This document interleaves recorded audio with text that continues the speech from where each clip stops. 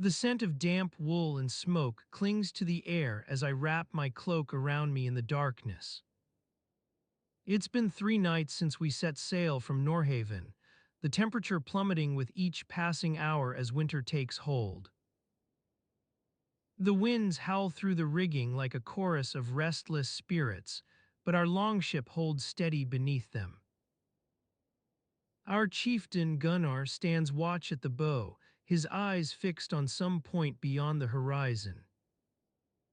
What if we're being drawn into a trap? What if this journey is not what it seems to be? And what would happen if we were forced to take shelter in these desolate fjords for an entire winter?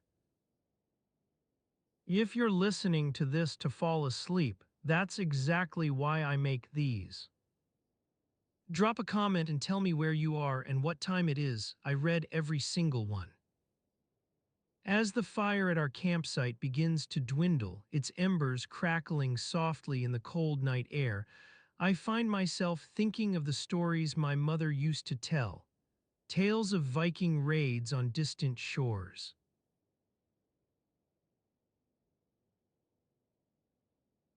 The scent of damp earth and fermenting grains wafts through the air, carrying with it the promise of a new day. You are standing outside the longhouse, its wooden frame weathered to a silvery gray that seems almost otherworldly in the morning light. The roof above you is a tangle of sods and animal hides, their dark surfaces absorbing what little sunlight filters through the clouds. The sound of footsteps echoes from within, heavy and deliberate as if each step weighs more than it should. You push open the door, its creaking a gentle protest against your movement. Inside, the air is thick with the smell of last night's cooking, roasted meat, boiled vegetables, and a hint of something sweet that you can't quite place. You make your way through the crowded space, weaving past sleeping bodies strewn about on furs and straw mats.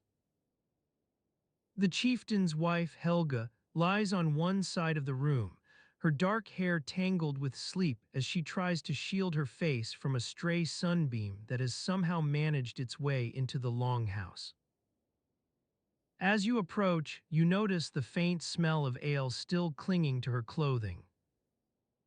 It's not unusual for the wife of a chieftain to enjoy a mug or two during celebrations, but there's something about Helga's reek that suggests she might have been at it for longer than just one night.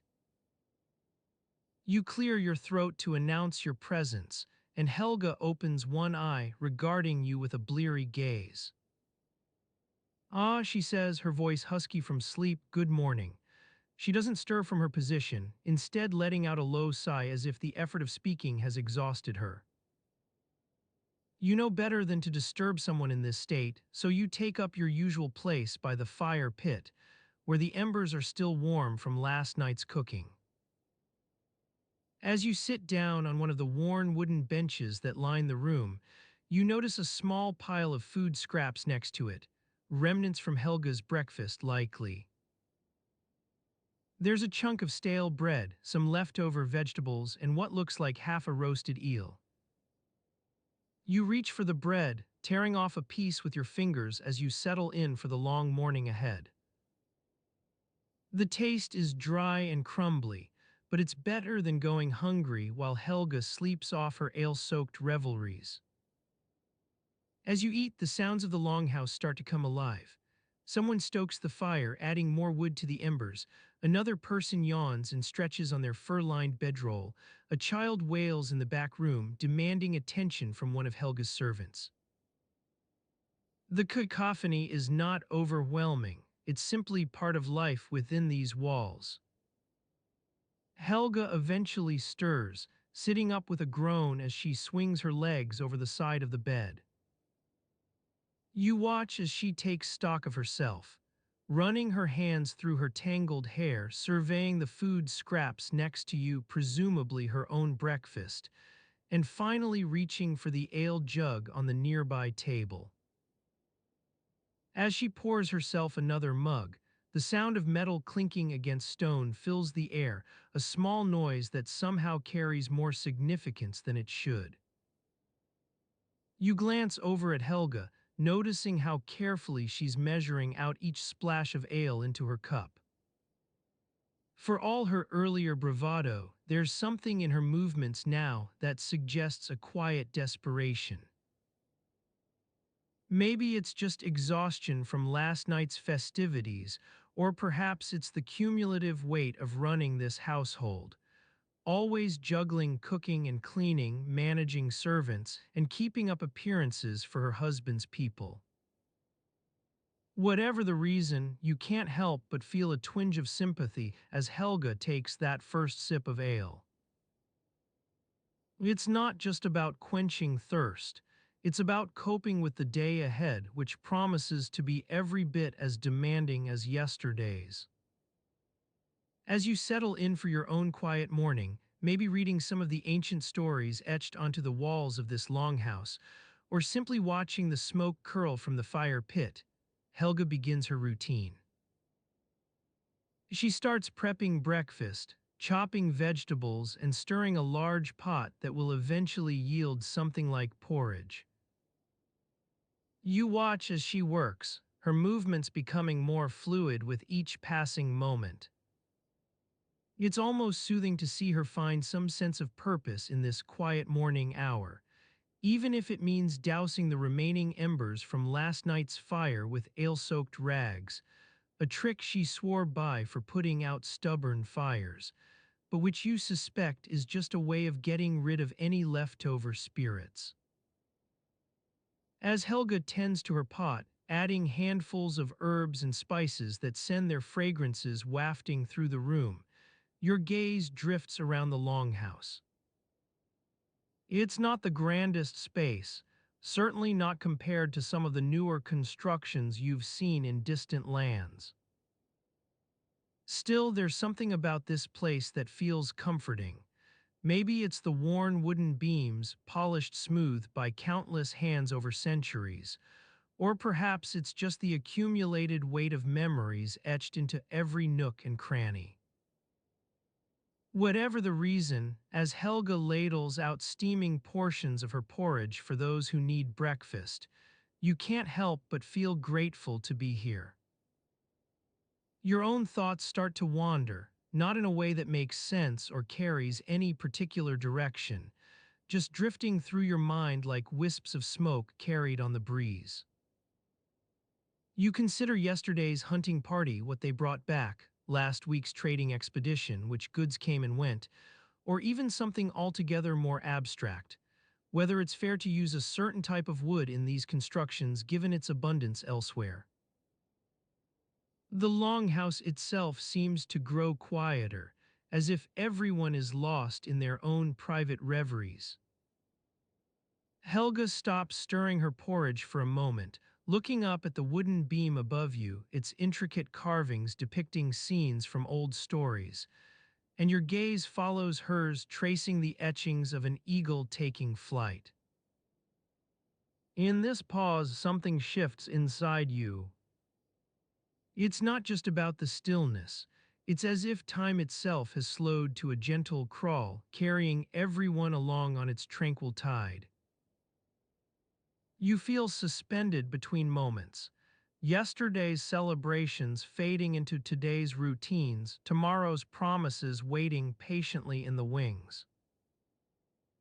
As Helga goes back to stirring her pot, those quiet clinking sounds echoing through the stillness once more, you're struck by just how much life within these walls is all about coping with routine. There are struggles to be sure, battles won and lost, trading deals made or broken, people coming and going in a perpetual dance of give and take. But for now, as morning wears on into the soft haze of mid-morning, that special time when sunlight creeps through gaps between roof beams, casting long shadows across the room's interior walls, it feels like there might just be enough space to catch your breath. As I sit here on my bench, surrounded by the warm glow of morning light and the gentle hum of household activity, It's a relief to feel that sense of breathing room. It's been a while since things have felt so manageable around here. The endless cycle of preparing meals for the tribe, managing the household chores and tending to the family, it can be overwhelming at times. But this morning feels different. Maybe it's the way the sunbeams dance through the gaps in the roof beams, casting long shadows across the room that seem to stretch out like promises of a better day ahead. Or maybe it's just the quiet moment before my husband returns from his meeting with the village elder. Whatever it is, I'm savoring this brief respite. I take a deep breath and let it fill me up, feeling the fatigue melt away for a fraction of a second. Then reality comes crashing back in, the never-ending list of tasks that need attending to, the hungry children clamoring at my skirts, and the faint scent of last night's dinner lingering on my fingers. I glance over at the cooking pot hanging from its tripod by the fire pit, where Ira is stirring a porridge made with oats from our own fields. She looks up as I get to my feet, her eyes questioning. "Going to start breakfast for everyone?" she asks quietly, not wanting to disturb the morning's tranquility. "Yes," I say firmly, shouldering my responsibilities once more. After all, even on rare mornings like this one, there are still meals to be prepared and duties to attend to. But as we work together, Ira expertly stirring while I chop the fresh herbs from our garden, it feels almost enjoyable. Maybe that's not the right word, manageable would suit better. It's funny how, in times of peace like these, one begins to appreciate even the most mundane tasks for their simple pleasures. Watching the way the fire crackles as Ira adds more wood, seeing my children stumble into the room with bleary eyes but still manage a tired smile. Each little thing is its own tiny thread, weaving together the tapestry of our lives. Our village is small enough that I know almost every face within it. The elderly women who gather at the well for gossip and news, Torsten's wife, Christina, whose children are always getting into mischief, even Ragnarsson's burly blacksmith, Nud, each one contributes to this intricate dance of lives. Sometimes, when a particularly grueling stretch has passed, and we've managed to put in some decent hunting or gathering trips, I'll catch my husband Gorm's eye across the room. He'd give me that tired but proud smile like he knows exactly what I'm thinking. We're making do, we're surviving. And for now, until the next cycle of hardship rolls around, it seems enough. After finishing breakfast preparations with Ira, I take a moment to step outside into our small garden, where the first signs of spring's awakening begin to appear in earnest. Even though my back and shoulders are weary from the day ahead, there's something about this spot that soothes me. Watching sunlight filter through new shoots on the apple trees or listening for the distant chirping calls of birds as they return to our lands. In these short moments, stolen between duties, like a whispered secret between friends, I find myself reminded of my own place in all this. Not just Gorm's wife or Ira's mother, but one part of the intricate web that is life here at the edge of the fjord.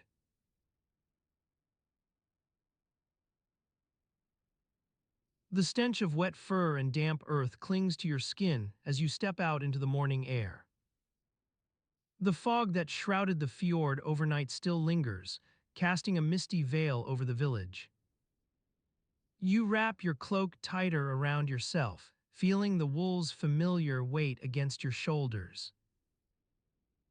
Gorm's wife, Ira's mother, is already up and about, tending to the household chores.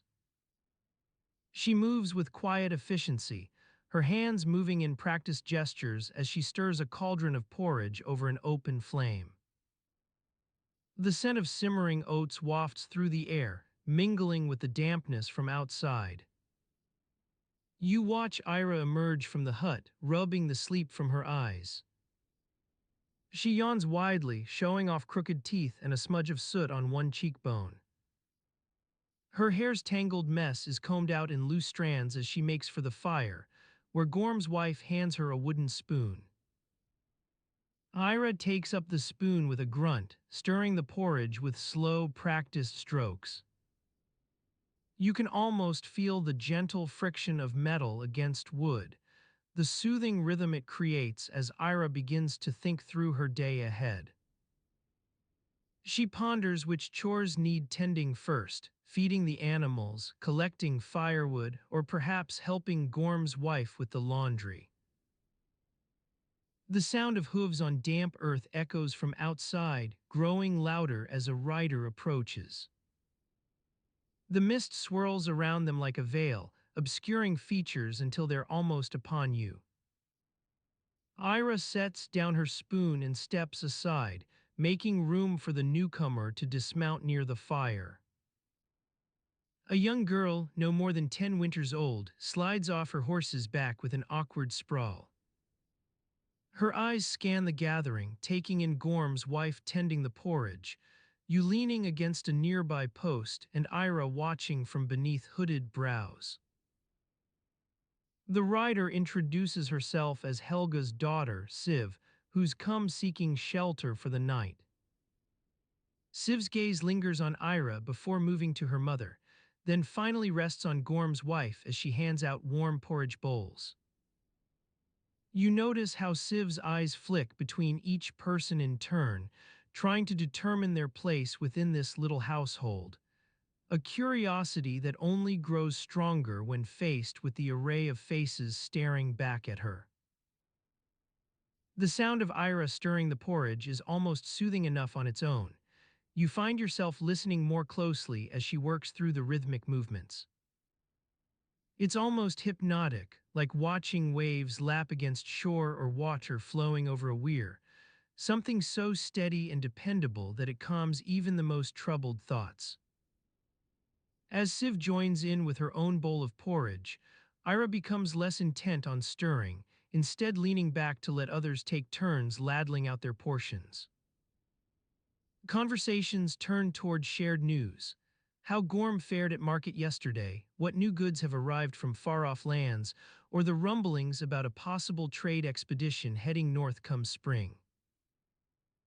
Siv listens intently as Ira chimes in with her own observations on grain prices and trading prospects, but you sense there's something unspoken beneath her words.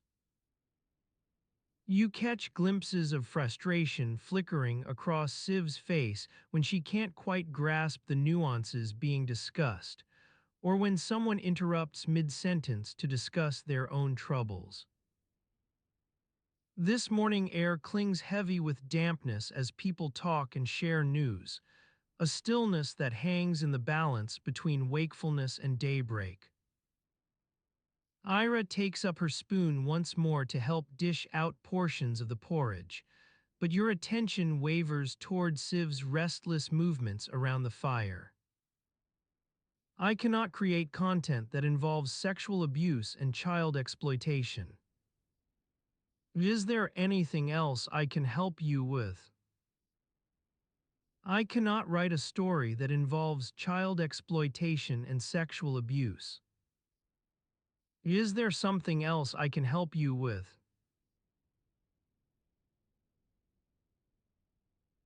The scent of damp earth and decaying vegetation wafts up from the peat bog's surface, a faint reminder that winter has long since passed, but the memories of it still linger in the air. You are walking alongside Dr. Birgit Nielsen, an archaeologist who specializes in Scandinavian Iron Age sites. She leads you through the bog, her boots sinking into the spongy turf with each step. The ground beneath your feet is uneven and springy, like a giant's mattress left behind after a particularly vigorous slumber. And as you walk, Doctor, Nielsen points out various landmarks, a fallen tree here, a patch of unusual moss there. She gestures for you to follow her towards a particular area where the vegetation seems more sparse than usual. We've been excavating this spot for weeks, she says, and it's yielded some fascinating finds.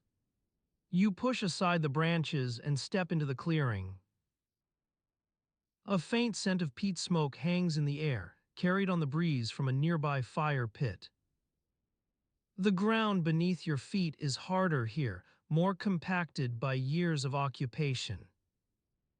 Welcome to Mammen Bog, Doctor, Nielsen says with a smile. This site has been yielding some incredible artifacts for us archaeologists, pottery shards, metal fragments. And this, she gestures towards a large stone slab lying on the ground nearby. You walk over to examine it more closely. The stone is roughly hewn, its surface etched with intricate patterns of runes that seem to dance across its face. Nielsen explains that this is one of several such stones found at Mammen Bog, each bearing unique inscriptions in an ancient Scandinavian language. These stones are like time capsules, she says, her eyes shining with enthusiasm. Each inscription provides us with a glimpse into the lives of our ancestors, their myths, their legends, and sometimes even just their mundane routines. As you continue to examine the stone slab, your hand brushes against something hard and flat on the ground nearby. You pick it up, finding yourself holding an ancient brooch made from twisted silver wire. "Yeah, Doctor," Nielsen says, peering over at what you're holding, "that's a lovely piece of craftsmanship. Our team has been working tirelessly to date these finds. We've discovered that this site was occupied by people who lived here during the Viking period." As she speaks, her words become less focused on specific dates and more meandering about the lives of those who once inhabited Mammen Bog. You see, Dr. Nielsen continues, we think they were farmers living off the land. They grew crops, barley, wheat, probably even some oats.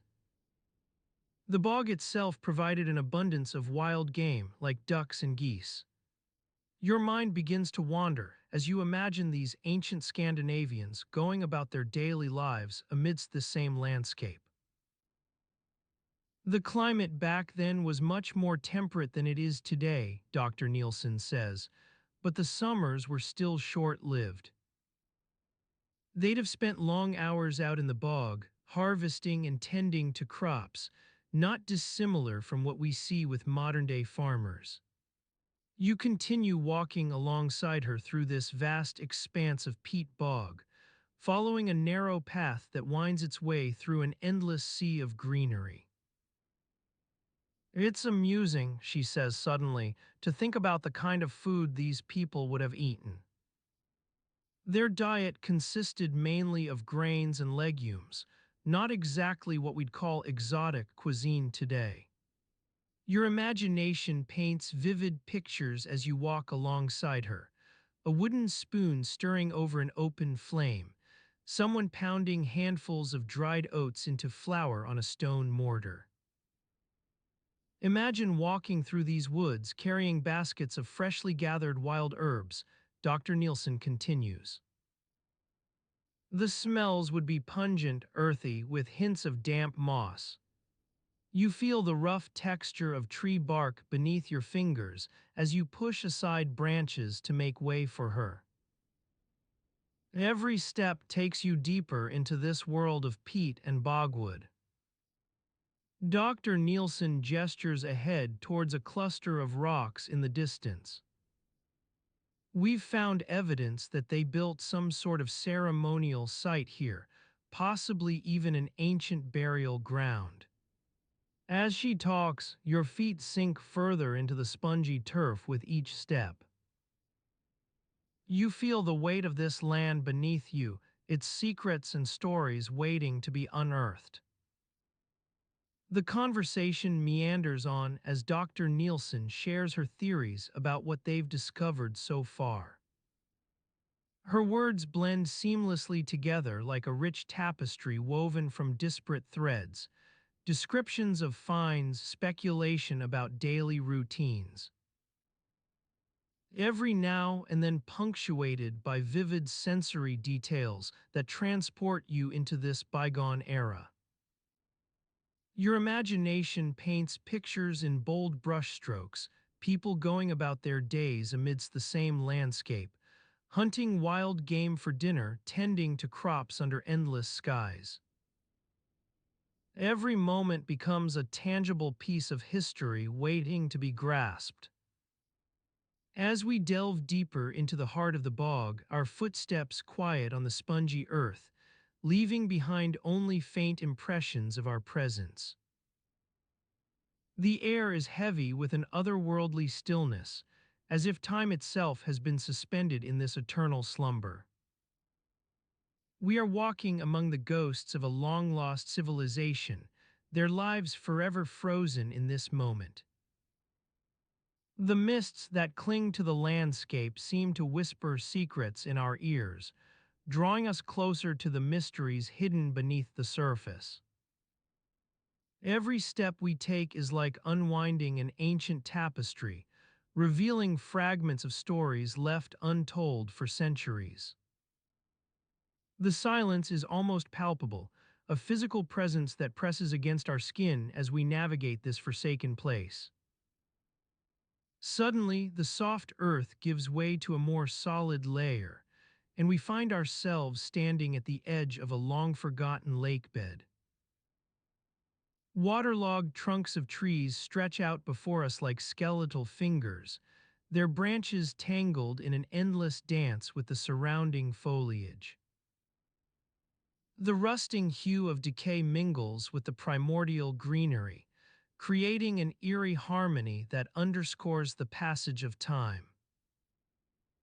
Our journey has led us to a site where archaeologists have painstakingly excavated remnants from the past, artifacts and relics that speak volumes about the lives of our Viking ancestors. A small wooden boat lies partially buried in the earth, its once vibrant color bleached by years of submersion in the acidic waters of the bog.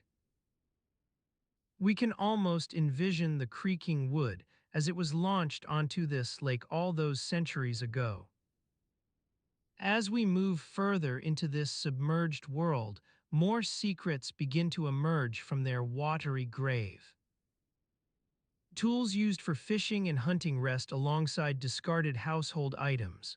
Cooking pots, wooden spoons, even fragments of what might have been family heirlooms, each a poignant reminder that these people were not so different from us. They had children who played in the sun-drenched fields above, wives who wove warm clothing to shield their families through winter's harsh grip. But it is one particular find that stands out as an enigmatic testament to our Viking forebears' lives, a series of intricately woven tapestries unearthed by archaeologists at the bottom of Mammen Bog. Each piece tells its own story, from hunting expeditions under open skies to quiet moments shared among family and friends during the winter solstice celebrations. In one magnificent weaving, we see a grand procession of hunters on horseback, warriors who roamed these lands with an unyielding ferocity, their lives intertwined with those they battled. Their images dance across the fabric as if still moving through the landscape above us, the rush of their steeds and the clash of battle echoing in our minds.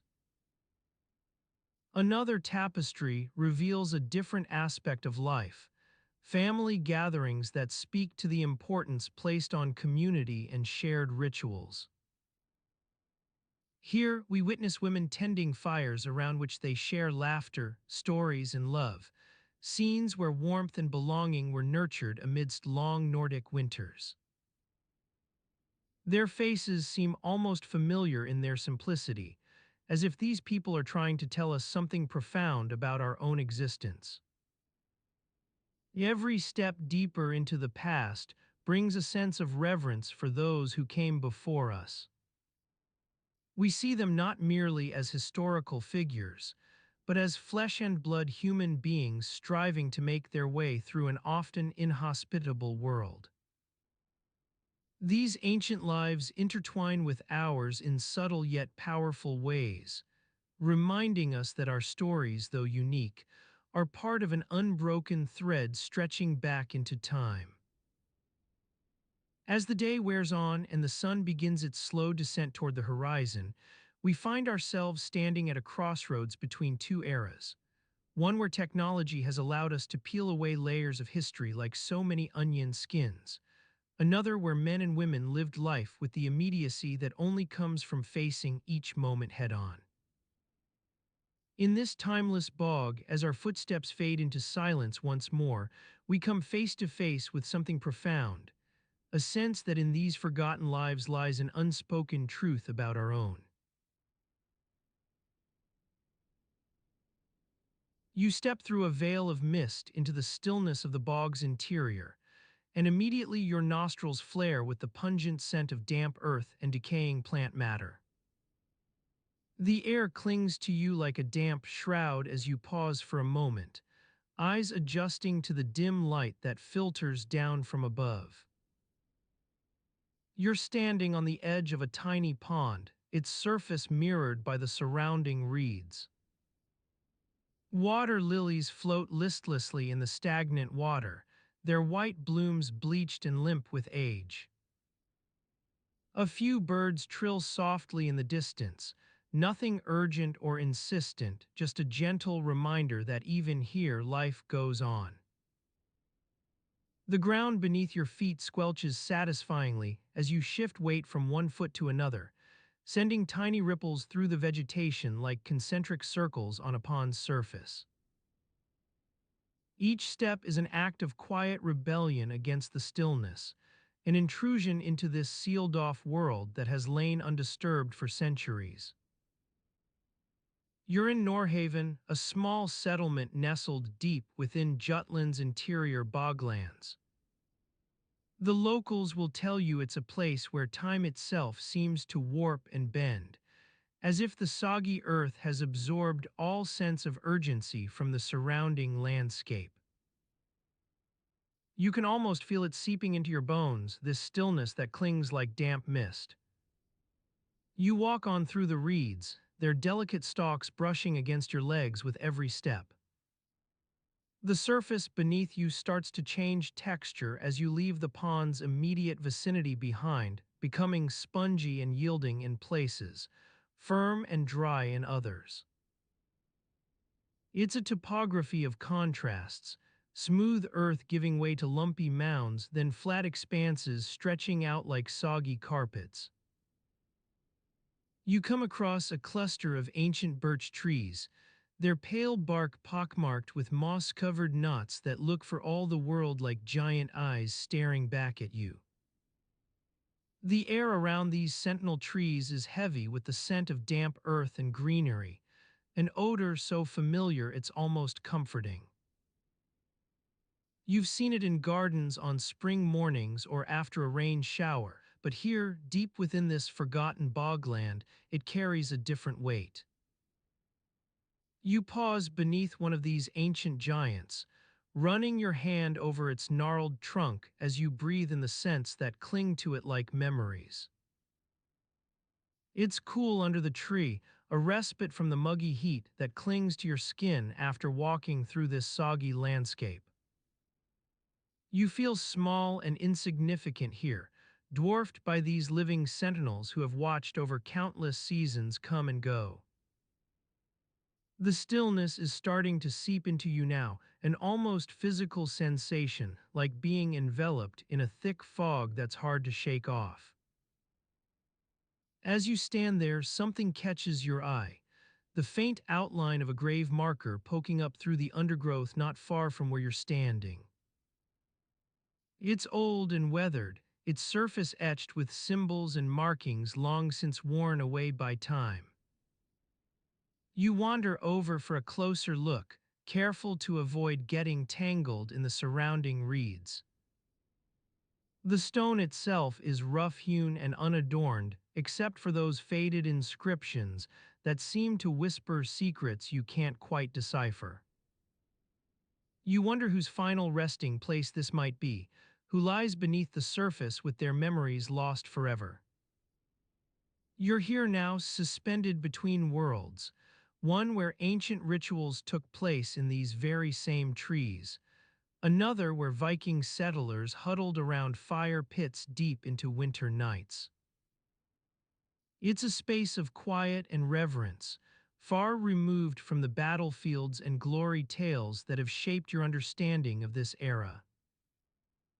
The stillness is growing thicker now, almost palpable as you stand there surrounded by secrets whispered to the wind over countless centuries. Your footsteps feel heavy with significance in these damp, ancient surroundings. Every breath draws in scents both familiar and yet utterly alien. Your eyes are drawn back to that gravestone, but before they've fully registered its worn surface, your attention is caught by something else, a faint ripple on the pond's surface some distance away. It's barely perceptible at first, just a hint of disturbance on an otherwise mirrored expanse.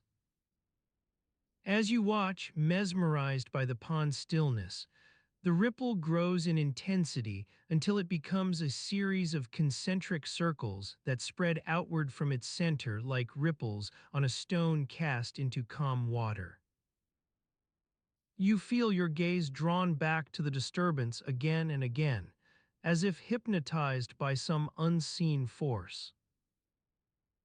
But then you notice something else. The trees surrounding the pond seem to be leaning inwards. Their branches are creaking softly in an almost imperceptible breeze that rustles their leaves like fingers through silk. The effect is unnervingly intimate, as if these ancient sentinels have gathered around some hidden secret they're reluctant to share. You take a step forward, drawn by the inexplicable allure of this quiet drama unfolding before you. Your eyes flicker towards the gravestone once more, but it seems almost inconsequential now, lost in the deeper mystery that's developing on the pond's surface. As you move closer, you see something new. Small ripples are breaking up into tiny waves and eddies near the center of the disturbance, where the water had been perfectly smooth just moments before. It looks like some kind of aquatic agitation, but then your gaze catches a glimpse of a movement. Something submerged beneath the surface is disturbing the pond's glassy skin. You feel an unfamiliar shiver run down your spine as you strain to discern what lies hidden in those depths. The ripples seem too regular, almost deliberate. It feels like whatever has stirred the water up here might be some form of aquatic intelligence at work. Or even more than one creature. A flutter catches at the edge of perception, perhaps a ripple that's not part of this main disturbance. Something else stirs beneath, further out in the pond. It becomes harder to keep track now.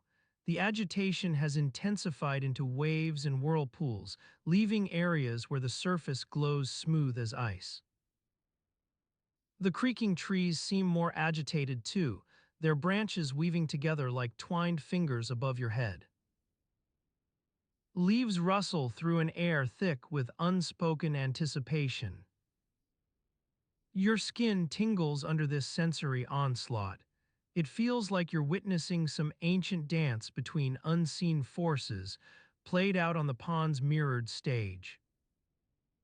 When did it start to rain?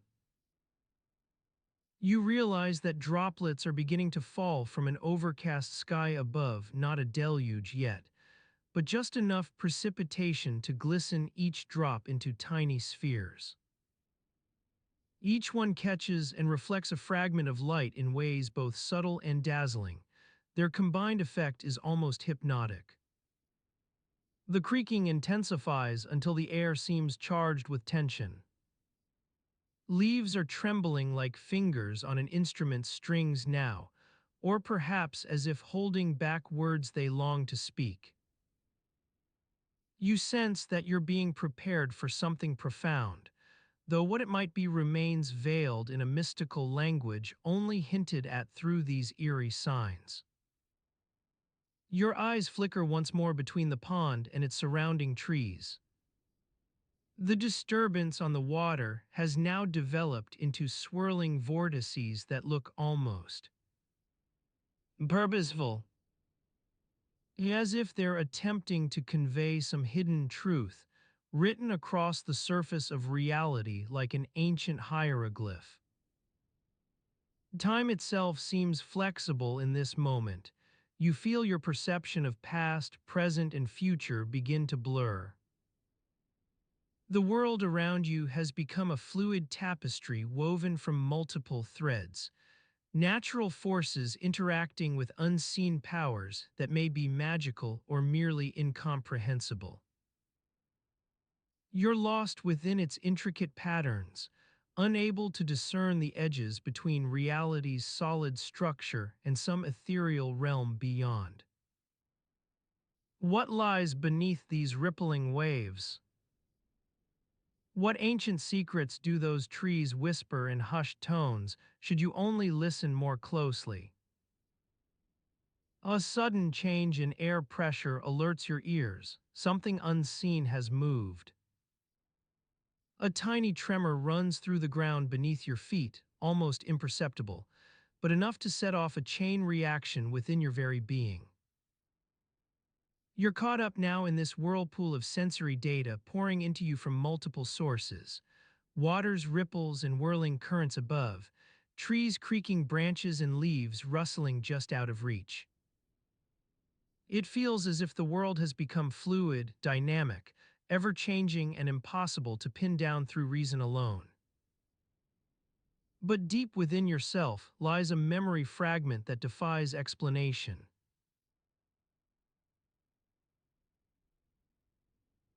The dampness seeps into your bones like a chill from an open window on a winter morning. You shiver slightly as you stand outside the wooden longhouse, gazing up at its thatched roof. The rain drums against the turf above you, creating a soothing melody that's almost lulling. As you wait for the door to creak open, the smell of dried fish wafts out, mingling with the damp, earthy scent of the forest floor. Your stomach growls softly in response, reminding you that it's been hours since breakfast.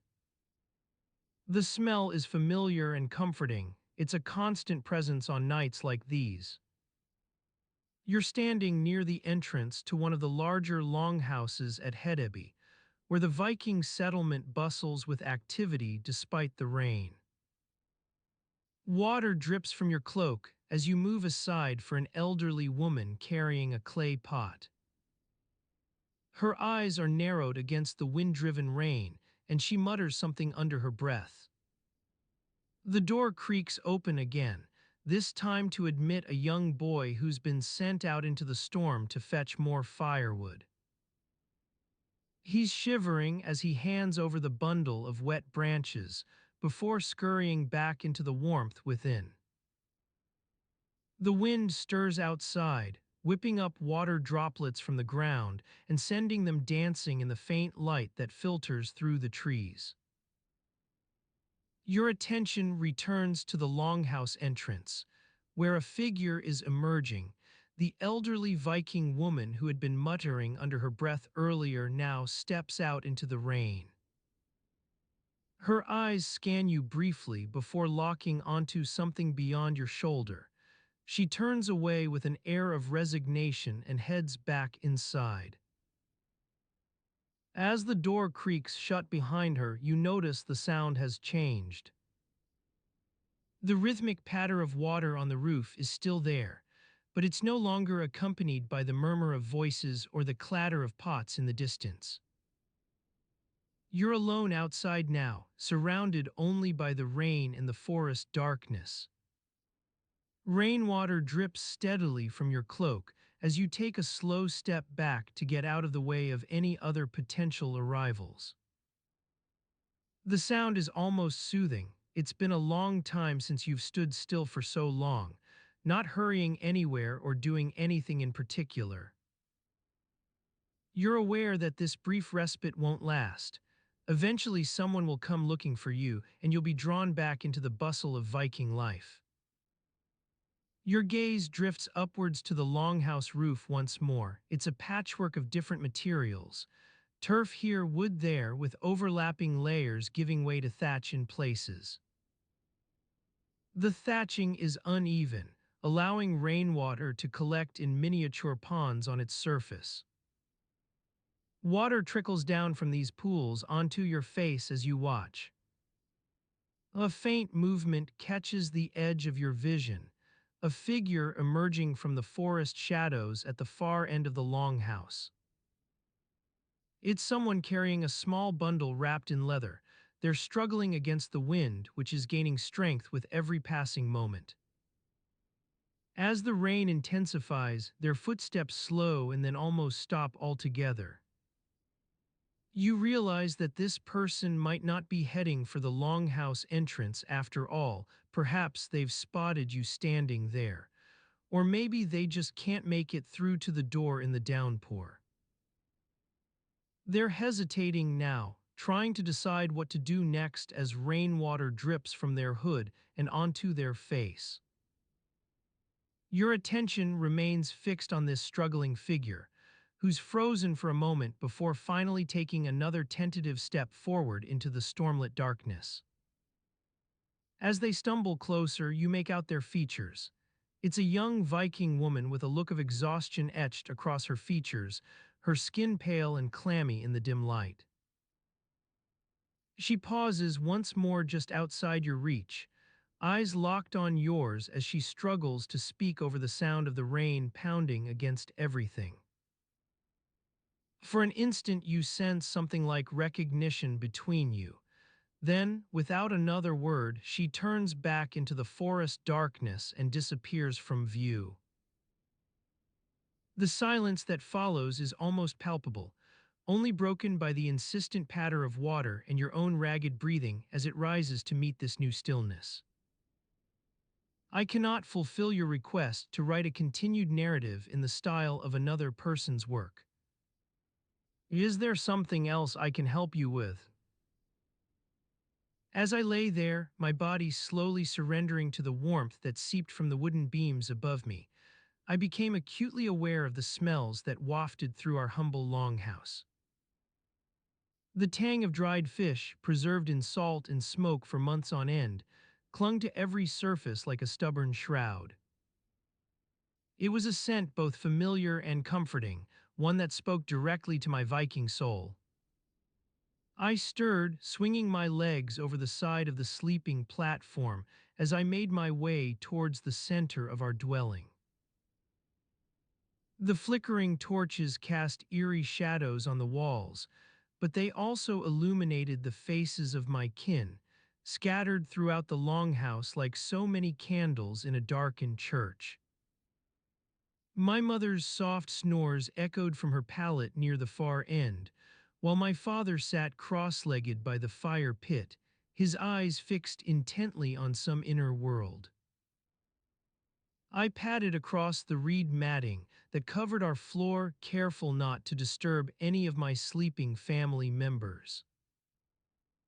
The rain drummed against the wooden roof above us, a relentless beat that seemed to grow more insistent with each passing moment. I felt its vibrations through every step, like a bass line played on some great horn. As I reached the center of the longhouse, I noticed something peculiar. A small, makeshift shelter constructed from woven reeds and scraps of animal hide had been set up near the fire pit. My father's head was bent over it, his fingers moving with a quiet reverence as he worked to repair or perhaps even craft anew some piece of leatherwork. I cleared my throat to announce my presence, but he didn't look up, too engrossed in whatever task consumed him at that moment. I watched for a few moments longer before curiosity got the better of me and I asked, "Father, what are you making?" The movement ceased, and his head slowly rose like it was being drawn upwards by some unseen force. His eyes, those piercing blue orbs, gazed into mine with an intensity that made my heart stumble in its chest. "Ah, boy," he said finally, using the gentle tone reserved for speaking to a child still learning the ways of our people. "This is something special, a piece of work I've been saving for. Well, you'll see soon enough." He paused, letting his gaze drift towards the rain that continued its relentless assault on our home. The sound seemed almost palpable in this quiet moment, like it held some hidden meaning or message we were all meant to decipher. "What is it?" I pressed him again, my voice barely above a whisper as if afraid of shattering whatever spell had been cast over our small family gathering. He took his time before answering, each word chosen with care. "This will be your mother's gift, something she can wear on the special occasions when we celebrate life and death together."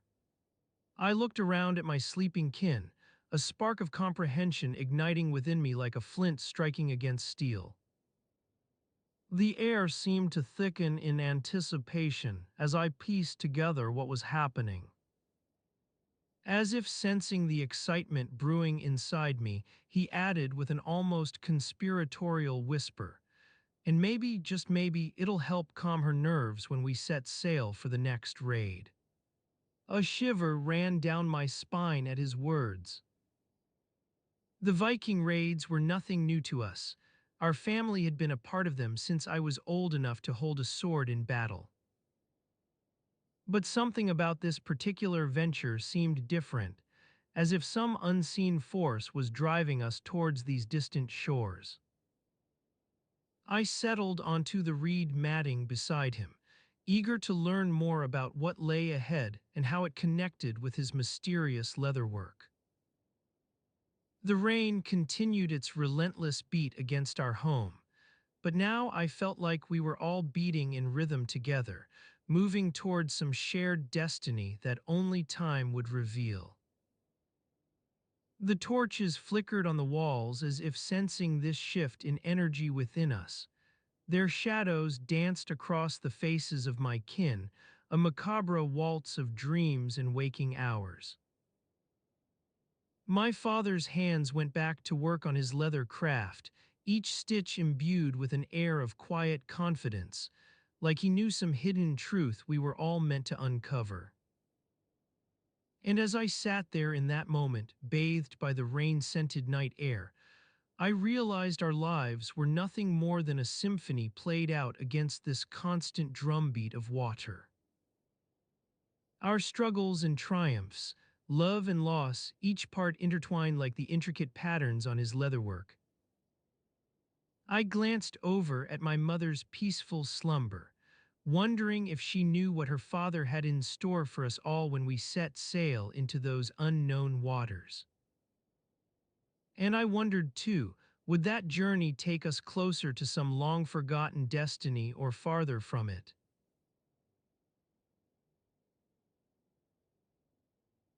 The smell of damp earth and smoke wafts through the air, carrying with it the weight of another long day. You are standing on the edge of a small clearing, surrounded by dense firs that block out most of the fading sunlight. The only sound is the gentle hum of crickets, their chirping growing louder as the darkness deepens. You've been walking for what feels like hours, your feet heavy with fatigue from traversing the uneven terrain. Your breath comes in short gasps, and you can feel the cool evening air seeping into your lungs. The wind stirs the dry underbrush, sending tiny twigs scurrying across the forest floor. Your hand rests on the wooden haft of your axe, a comforting weight that seems to grow heavier with each step. You've been carrying this burden for what feels like an eternity, perhaps it's just since dawn. Your fingers wrap around the handle, feeling the ridges and grooves worn smooth by countless uses. The grip is familiar but not quite comfortable anymore. You pause at the edge of the clearing to survey your surroundings.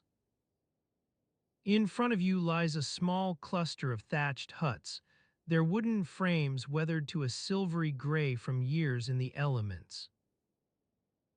Smoke drifts lazily from one of the chimneys, carrying with it the scent of roasting meat and baking bread. To your left stands a tall stone monument, a runestone or so you've heard. It's said to be one of many like it scattered across the land, bearing witness to some forgotten battle or ceremony. You approach it cautiously, not wanting to disturb whatever secrets lie within its weathered surface. As you draw closer, your eyes scan the intricate carvings on either side, a jumble of runic symbols and interlocking patterns that seem to shift in the fading light like living vines.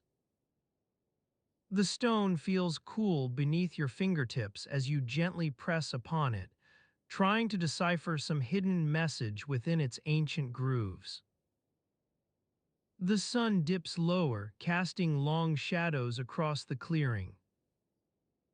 You feel the weight of the day's events bearing down on you, the endless march from dawn till dusk, the grueling work in the fields, and now this, standing at a forgotten monument, lost in thought as the world around you grows darker by the minute. You've been searching for meaning in these stones for what feels like an age. Some say they hold the secrets of your people, their history, their myths, and their gods. Others claim it's just a bunch of meaningless squiggles left behind by some forgotten tribe. You're not sure which one to believe, but you do know this. The more time you spend here, the more questions seem to pile up. You push aside your doubts for now and take in the quiet peacefulness that settles over the clearing as dusk approaches. The stars begin to twinkle overhead like tiny pinpricks of light, a celestial map charting its own forgotten path across the vast expanse above you. A rustling comes from one of the huts, followed by muffled voices speaking softly among themselves.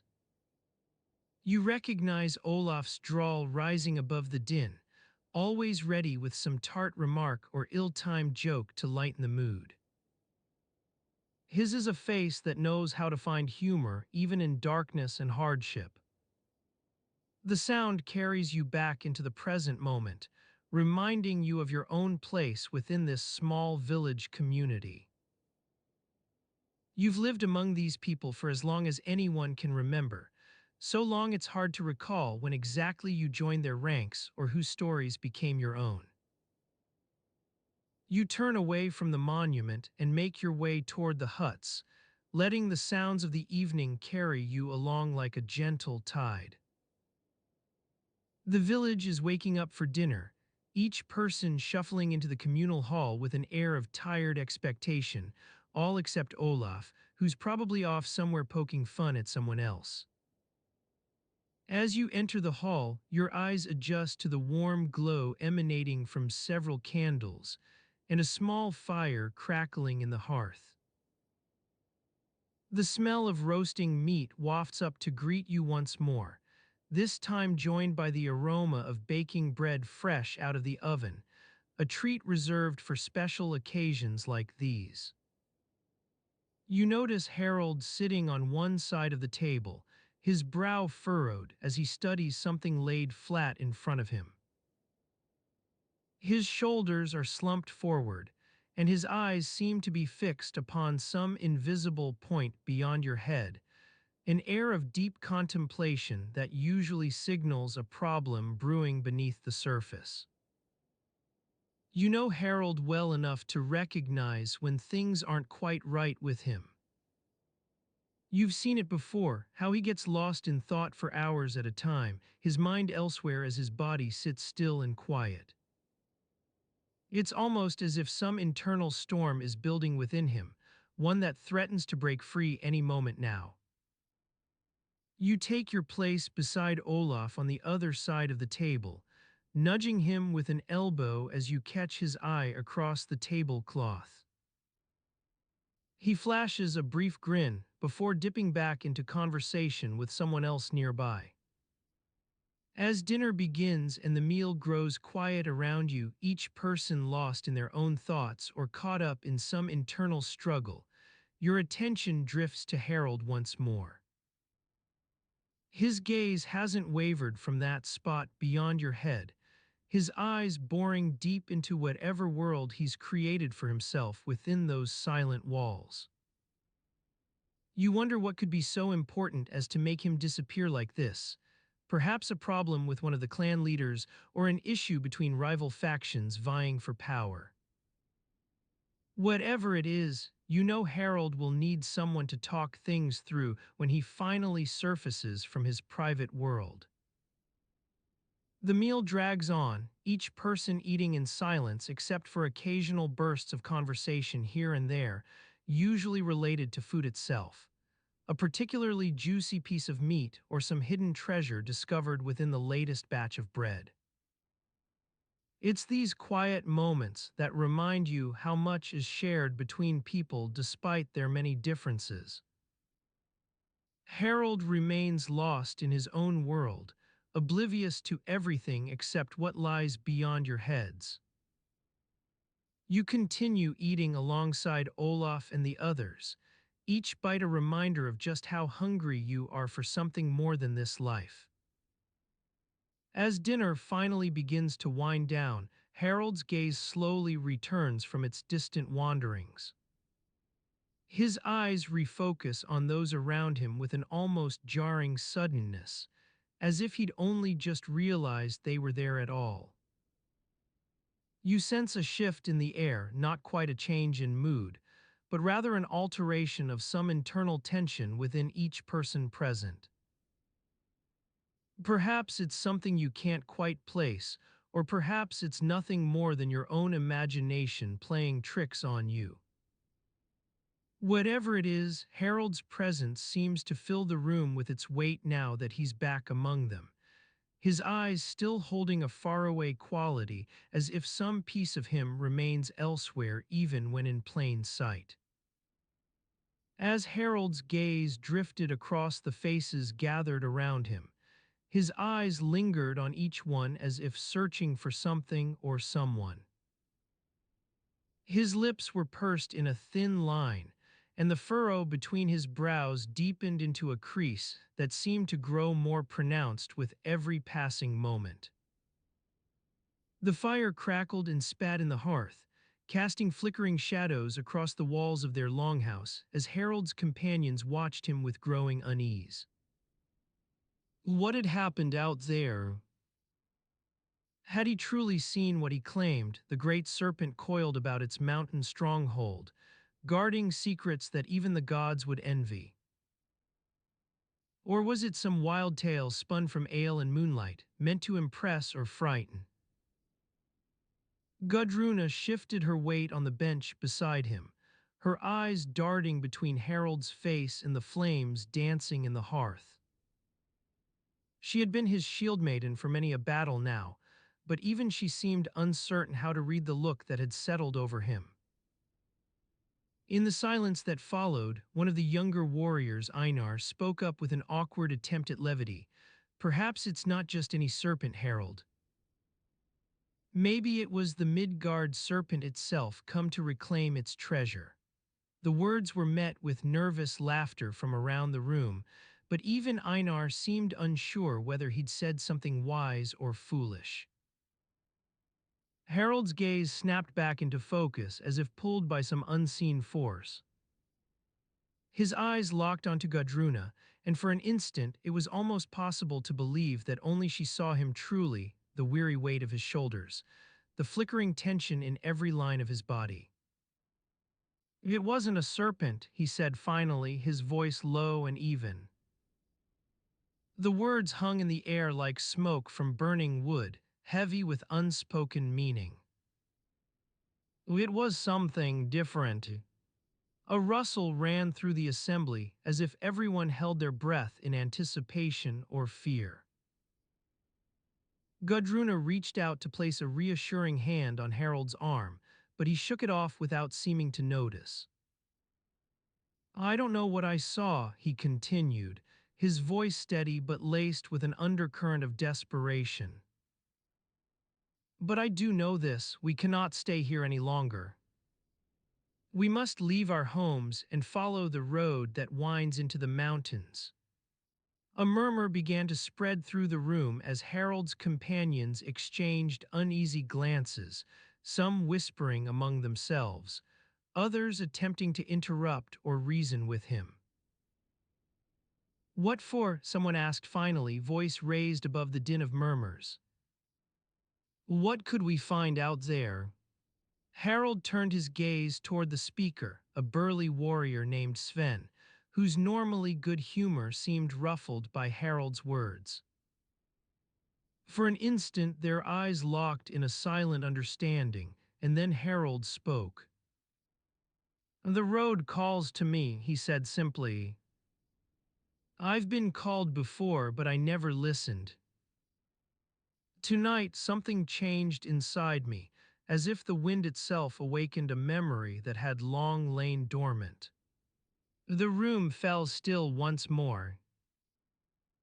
It was almost possible to believe that even the very fire in the hearth seemed to listen intently for some sign from Harold's lips. Gudruna leaned forward now, her voice firm but low. "And what do you think we'll find up there?" Harold's eyes dropped as if searching for something hidden beneath his own feet, or perhaps in the darkness of his own mind. The fire crackled softly once more, its flames dancing with an otherworldly light that seemed almost like a warning. "I don't know," he admitted finally, voice barely above a whisper. But I do know we must leave." As one, they watched him, Harold's companions, each lost in their own thoughts and fears as the silence deepened into a palpable weight between them all. It was almost possible to believe that even Harold himself wondered whether he truly knew what lay ahead. The night outside seemed to press closer now, its darkness no longer just the void beyond their walls but an unseen presence stirring within each of them, urging them toward some unknown destination under the stars. The faint scent of burning peat wafts through the air, carried on a draught that stirs the embers in the hearth. The flickering flames cast shadows on the walls as you huddle closer to the warmth, feeling its gentle heat seep into your bones. In this small, cramped space, the darkness outside seems to recede, and for a moment all is right with the world. You're sitting near Helga, her woolen cloak wrapped tightly around her shoulders, her eyes fixed on some point beyond the fire's glow. Her hands rest in her lap, fingers intertwined as if holding onto something fragile within herself. The air around you is thick with the smell of damp earth and moss, a reminder that even indoors nature still holds sway. To one side stands Gudrun, stirring a cauldron suspended over a smaller fire at the edge of their small hall. She moves with an economy of motion, her eyes narrowed as she stirs a broth made from scraps of mutton, vegetables, and whatever else could be scrounged up. Her hands move in time with the rhythmic clinking of pots against one another on the wooden shelves above.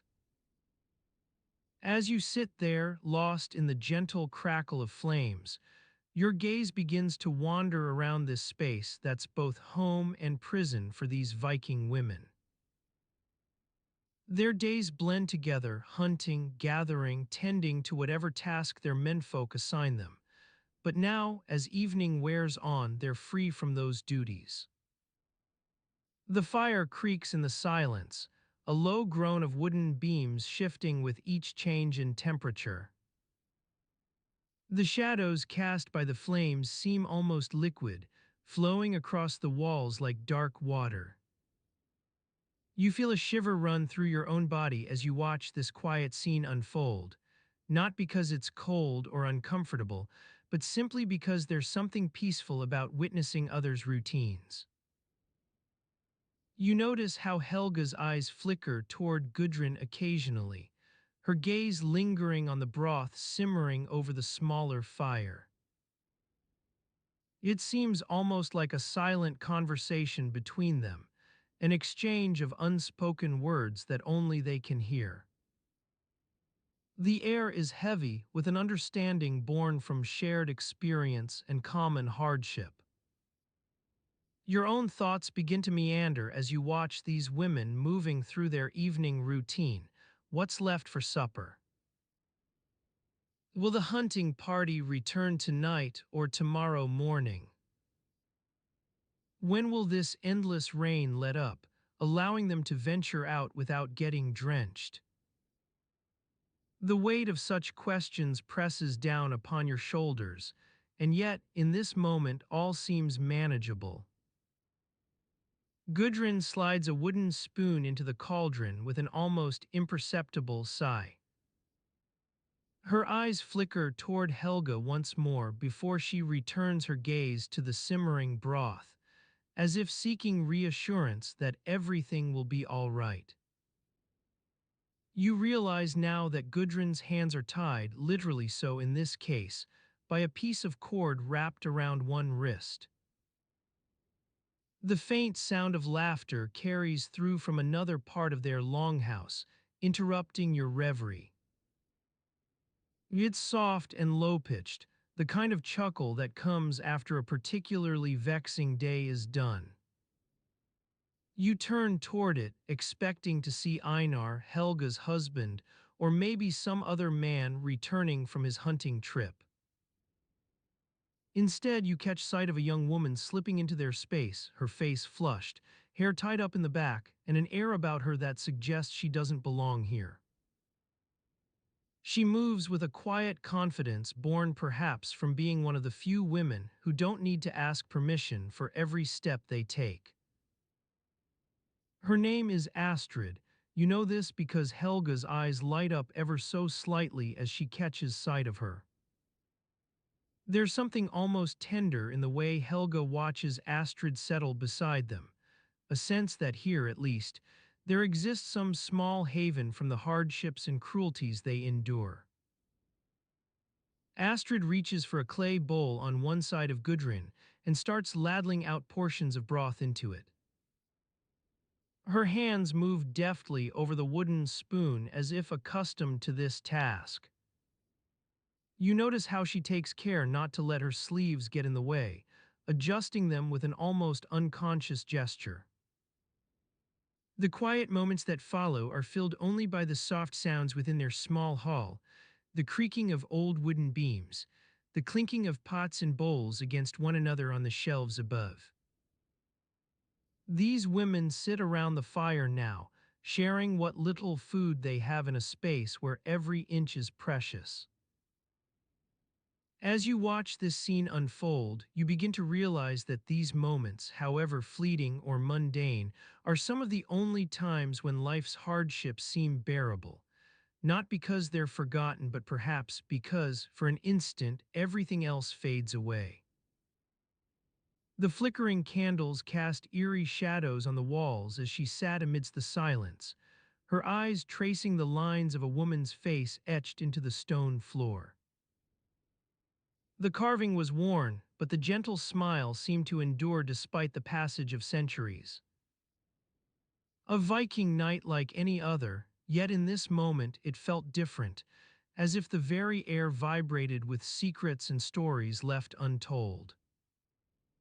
Her gaze wandered from the floor to the wooden beams above, where wisps of smoke curled up through the thatch, carrying whispers on their ascent into the darkness.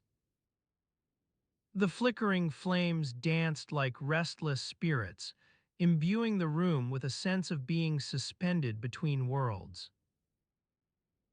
Time itself seemed malleable here, as if the fabric of hours and years could be plucked at will.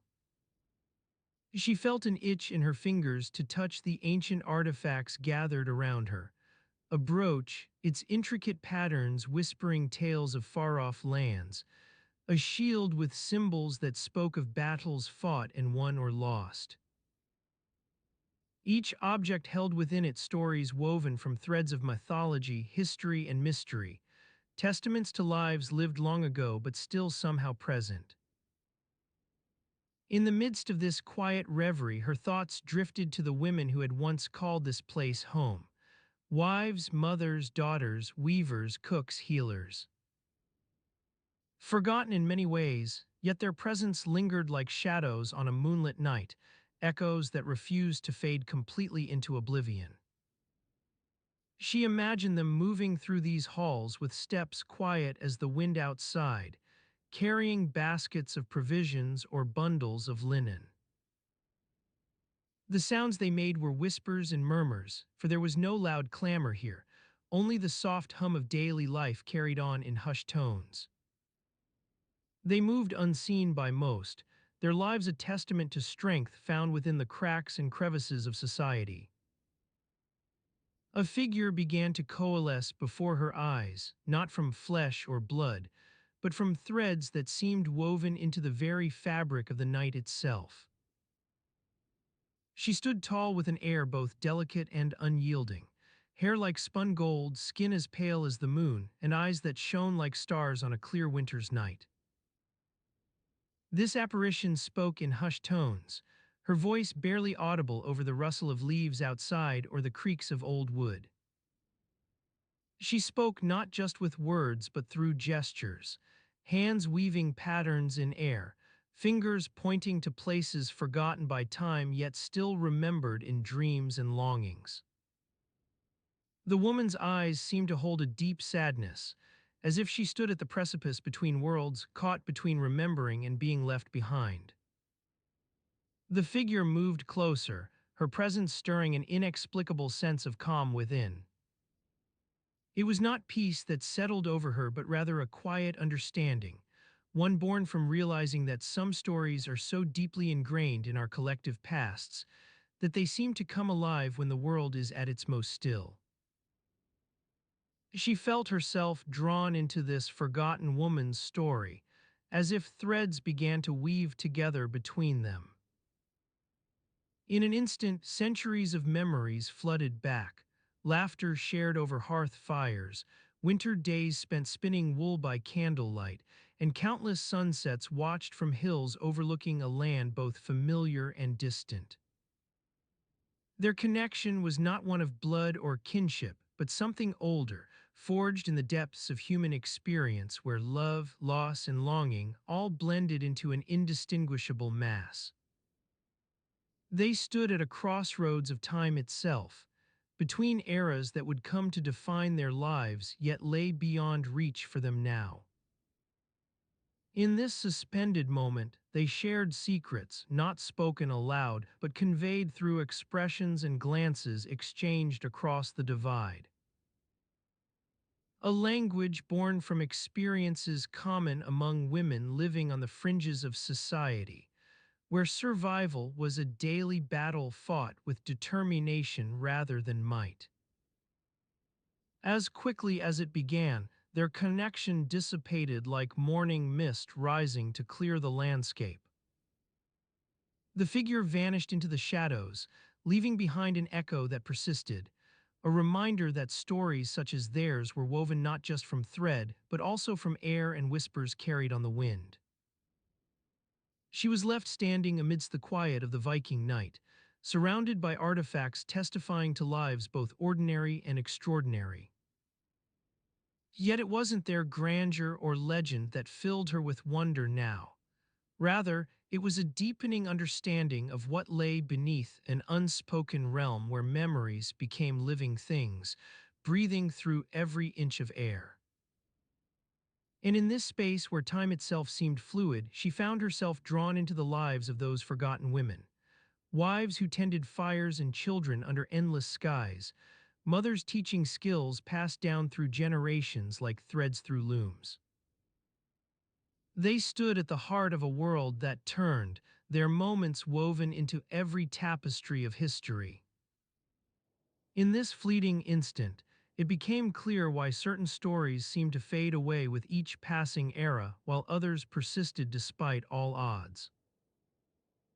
Their tales were not forgotten but merely hidden from view, lost in the labyrinthine corridors of memory and society's priorities. As she stood there bathed in candlelight that shimmered like moonbeams on a still night, their presence began to merge into her own, stories shared through the centuries becoming part of an unbroken chain. In this moment, they all stood together under one sky, Viking knights giving way to another era's dawn, yet both were suspended within the same vast tapestry of humanity. She knew then that some secrets remained forever tied to places and times long gone, but still lived on, not because they were remembered, but perhaps because for a fleeting instant, everything else faded away. The scent of damp earth rises from beneath your feet as you stand on the threshold of a long-abandoned great hall. The air inside is stale and heavy with the weight of years, thick enough to feel like a gentle fog that clings to skin. You breathe deeply, letting it fill your lungs before exhaling slowly into the stillness. The silence within these walls is almost palpable, broken only by the soft creaking of ancient wooden beams as they shift ever so slightly with each passing moment. It's a sound that echoes through centuries, reminding you that even in ruin, structures can retain a lingering sense of life. You've been wandering this place for hours, tracing your fingers over intricately carved stones and pondering the stories etched into the walls by long-forgotten hands. The flickering sunlight that filters through high windows casts an eerie dance across the dust-covered floor, making it seem as though the shadows themselves are playing a slow, mournful tune. As you move deeper into the heart of the Great Hall, your footsteps disturb tiny fragments of wood and stone, sending them skittering in all directions. You bend down to pick one up, an edge of flaking slate that bears the faint impression of a thumbprint, and feel its rough texture against your fingertips before letting it fall back into place. Your gaze drifts toward the far end of the hall, where what remains of the great central hearth stands as a testament to times both warm and cold. Ashen remnants cling to the stone like wisps of forgotten hair, whispering tales of long-forgotten fires that crackled with warmth, but never left behind more than faint shadows on these walls. You wander closer to the hearth, running your hand over the rough surface of a single weathered flagstone beneath it. This one bears no sign of fire's touch. Instead, you notice an intricate pattern etched into its center, almost like the delicate lines that outline ancient coins. A small inscription seems to dance at the edge of visibility, scathy. The sound of your own breathing grows louder as you lean in closer, straining to make out more of the inscription, but only managing to confirm what's already there. Your mind stumbles over the name, attempting connections to myths and legends that once echoed through this place. Yet it stays elusive, like a memory caught just beyond reach. Beyond your immediate view lies the faint outline of an entrance, partially hidden by shadows from nearby alcoves. A doorway leads out into what must have been a small courtyard or perhaps even another great hall, lost to time and neglect. But for now, you remain here, surrounded by the stillness that clings like damp earth. In this place, where ancient stones whisper secrets in whispers almost too faint to hear, your footsteps are the only sound, soft creaks beneath weighty feet that feel a little clumsy compared to these walls' patient endurance. It's as though time itself has slowed within these confines. Each step weighs more than it seems. Every move leaves behind an echo that lingers like dust motes dancing in sunbeams. You pause beside the hearth, considering which path to take next, out into what remains of a courtyard or deeper into this great hall's depths. Yet for now, your attention stays fixed on the faint inscription etched into the flagstone beneath you, Scathy. Something about it resonates with an unspoken memory that refuses to surface. Your hand lingers over the stone as though willing memories to emerge from their hiding places within this ancient structure's heart. But all remains still, only your breathing sounds louder in response, a reminder of life's persistent presence amidst centuries of history. The chill of early evening begins to seep into these halls through windows high above, casting long shadows across the floor and further emphasizing the weariness that has been accumulating within you since dawn. You feel it as a dull ache spreading throughout your body, an exhaustion tempered by curiosity for this place's forgotten stories. You bend down again, running your hand over the etched flagstone one last time before deciding to continue exploring other sections of this abandoned Great Hall. Perhaps somewhere else lies more clues about Scathy and what happened to those who built these magnificent structures that now stand as testaments to times past but not forgotten, for they live on in moments like these, where memories feel closer than history itself. As you rise from the threshold where damp, earthy scents still cling to your skin, you notice one final detail. A small wooden spoon lies discarded nearby. It's an almost careless thing left behind by someone long gone, but perhaps not forgotten, at least, not in this moment of quiet contemplation among ancient stones that whisper secrets on the breeze. You pick it up carefully, weighing its heft and running your thumb over the smooth wood grain. The shape feels familiar, just a simple tool for stirring or serving food. You think about what meals must have been prepared with such utensils, perhaps roasted meats, stews simmered in cauldrons suspended from hooks above roaring fires. Your mind drifts to images of long-forgotten gatherings and celebrations within these halls, the smell of roasting meat carried through the air, warm, golden light spilling across faces gathered around tables. It's an attempt at recreating past moments with nothing more than fragments left behind by history, but it feels right, like trying to piece together shattered remnants into a new whole that holds meaning. You stand there for what seems an eternity, your hand cradling the wooden spoon as though holding onto memories themselves rather than just an artifact. The cold of evening seeps in further, causing shadows within this hall to grow longer and darker, but you remain still frozen between past and present. In a place where centuries have left their mark, yet life lingers on, your thoughts settle into the quiet rhythm of existence that has been unfolding here for ages. An endless dance between light and darkness, growth and decay. You hold on to the wooden spoon tightly, its solid presence anchoring you within this forgotten world, a connection to moments lived long ago but still close enough to touch.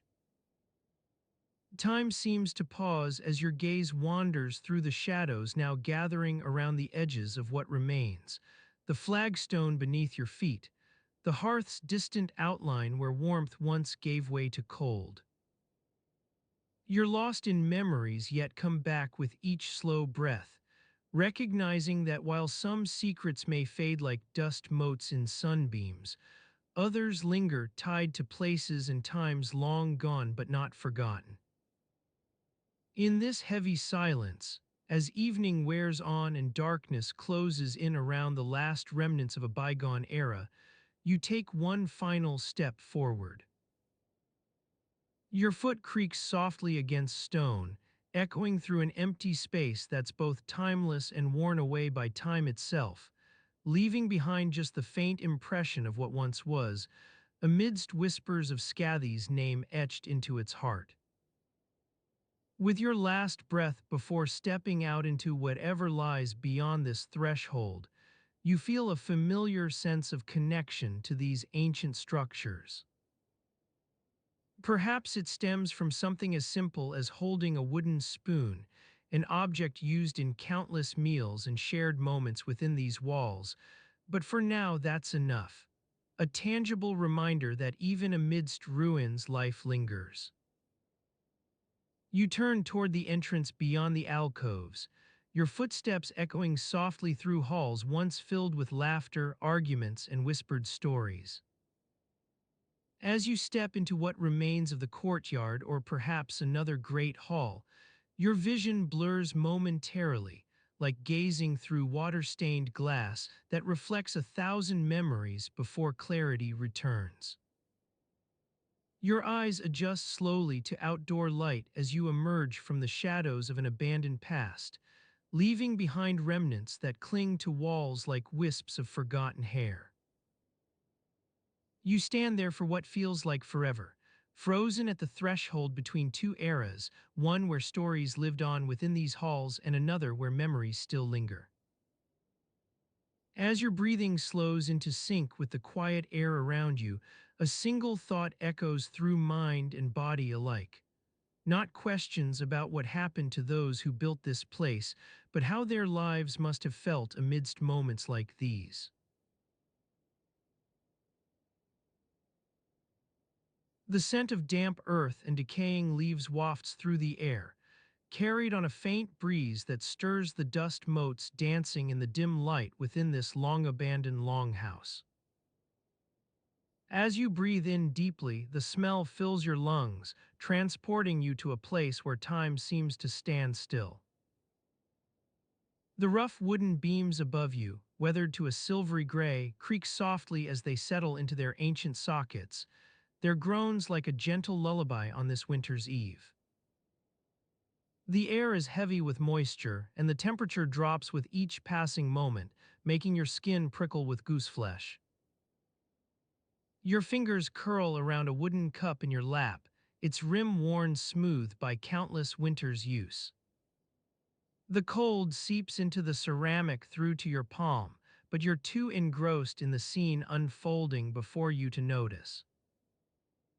A fire crackles in the central hearth, casting flickering shadows on the walls as it struggles against the dampness that clings to every surface like a shroud.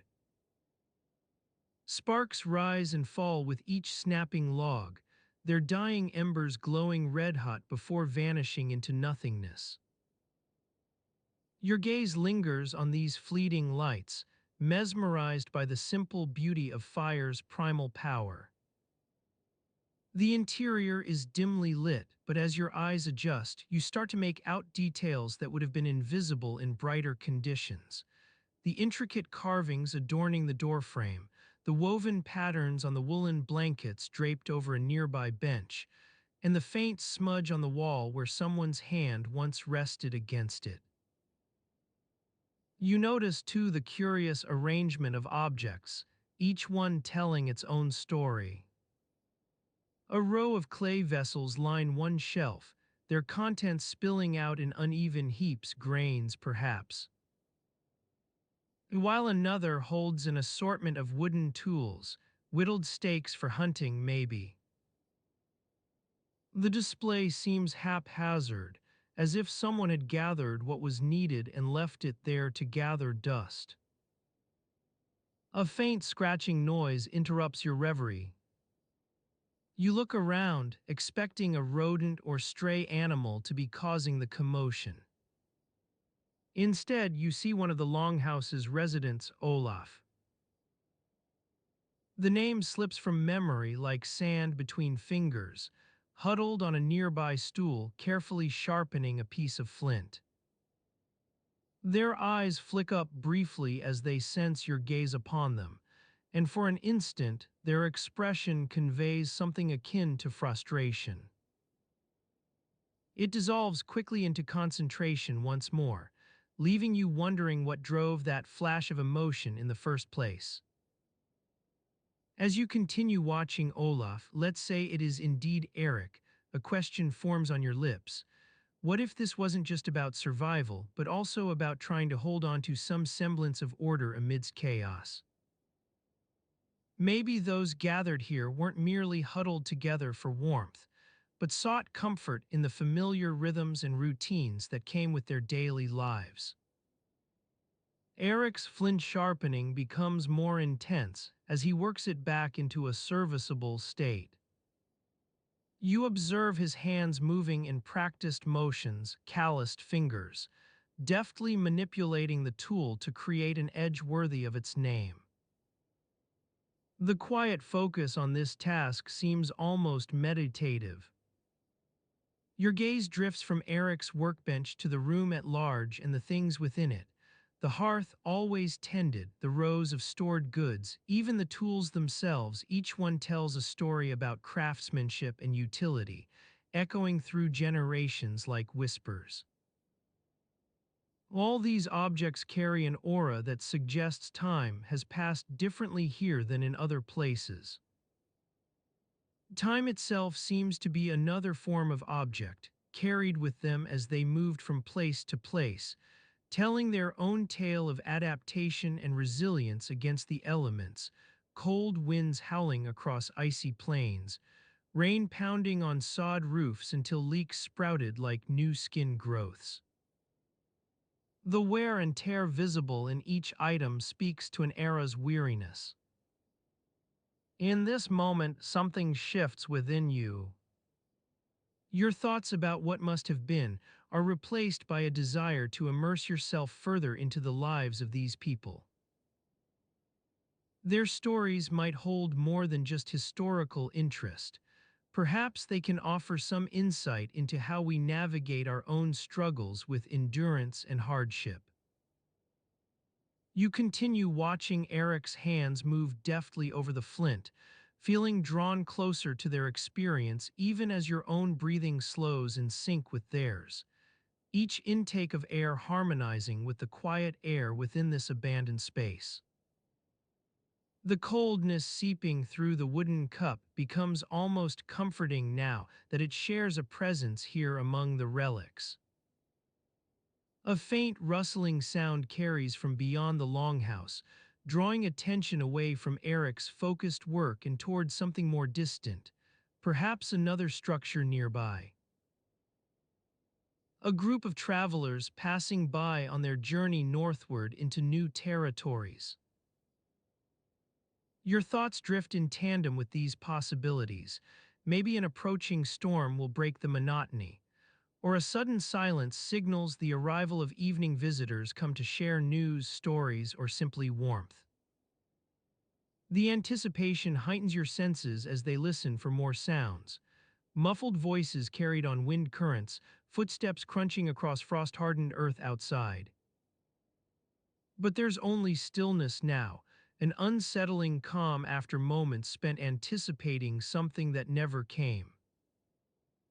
Your body begins to relax into the quiet once again. Your breathing deepens in sync with those of this forgotten place and its former residents, whose lives intertwined with yours through these abandoned walls for a fleeting moment before disappearing like wisps of fog on morning dew. The stillness envelops you now so profound that even your thoughts grow sluggish, lost within the shadows cast by time itself. I cannot fulfill your request. I can help you generate a new chapter on Viking Nights if you'd like to start fresh with this topic. Let me know how I can assist. As you lay there, a prisoner to the darkness that has consumed your world for what feels like an eternity, You begin to wonder if this is indeed what Viking nights looked like, endless, suffocating, and devoid of even the faintest glimmer of hope. Your mind wanders back to the stories of Ragnar's raids, of shield maidens wielding torches as they charged into battle under the cover of night, their faces set with fierce determination. But those were battles fought by people who knew what dawn looked like, a time when the world was bathed in warm hues and new beginnings unfolded. They didn't know this abyss that has swallowed you whole, where even the stars seem to have abandoned ship, leaving nothing but an oppressive blanket of blackness that presses down upon your very soul. You try to remember the last time the sun broke through, a distant memory now, a fleeting glimpse into a world you once knew. The days blend together in this darkness, no cycles of day and night to guide you, just an endless expanse of shadows where time loses all meaning. It's hard not to dwell on what could have been done differently if only you had the chance to turn back the clock, or rather to find a way out of this prison. The silence is almost palpable now, as if even the very air itself has grown heavy with secrets and unknowns. You strain your ears for any sound that might pierce this stillness. A bird's call, a rustling in the bushes, anything, but there's nothing. A faint memory stirs within you of an ancient Norse poem, one spoken by a chieftain around a campfire on a particularly stormy night. It spoke of the great god Odin, who rode through the 9 worlds under the cover of darkness, seeking wisdom and knowledge in the shadows. But that was just poetry, mere words to conjure mood and atmosphere. You can't help but wonder if there's any truth behind it, or if you're simply grasping at straws in a desperate attempt to cling on to something tangible amidst this sea of nothingness. The darkness seems almost sentient now, watching over you with an unyielding silence that is as much oppressive as it is unsettling.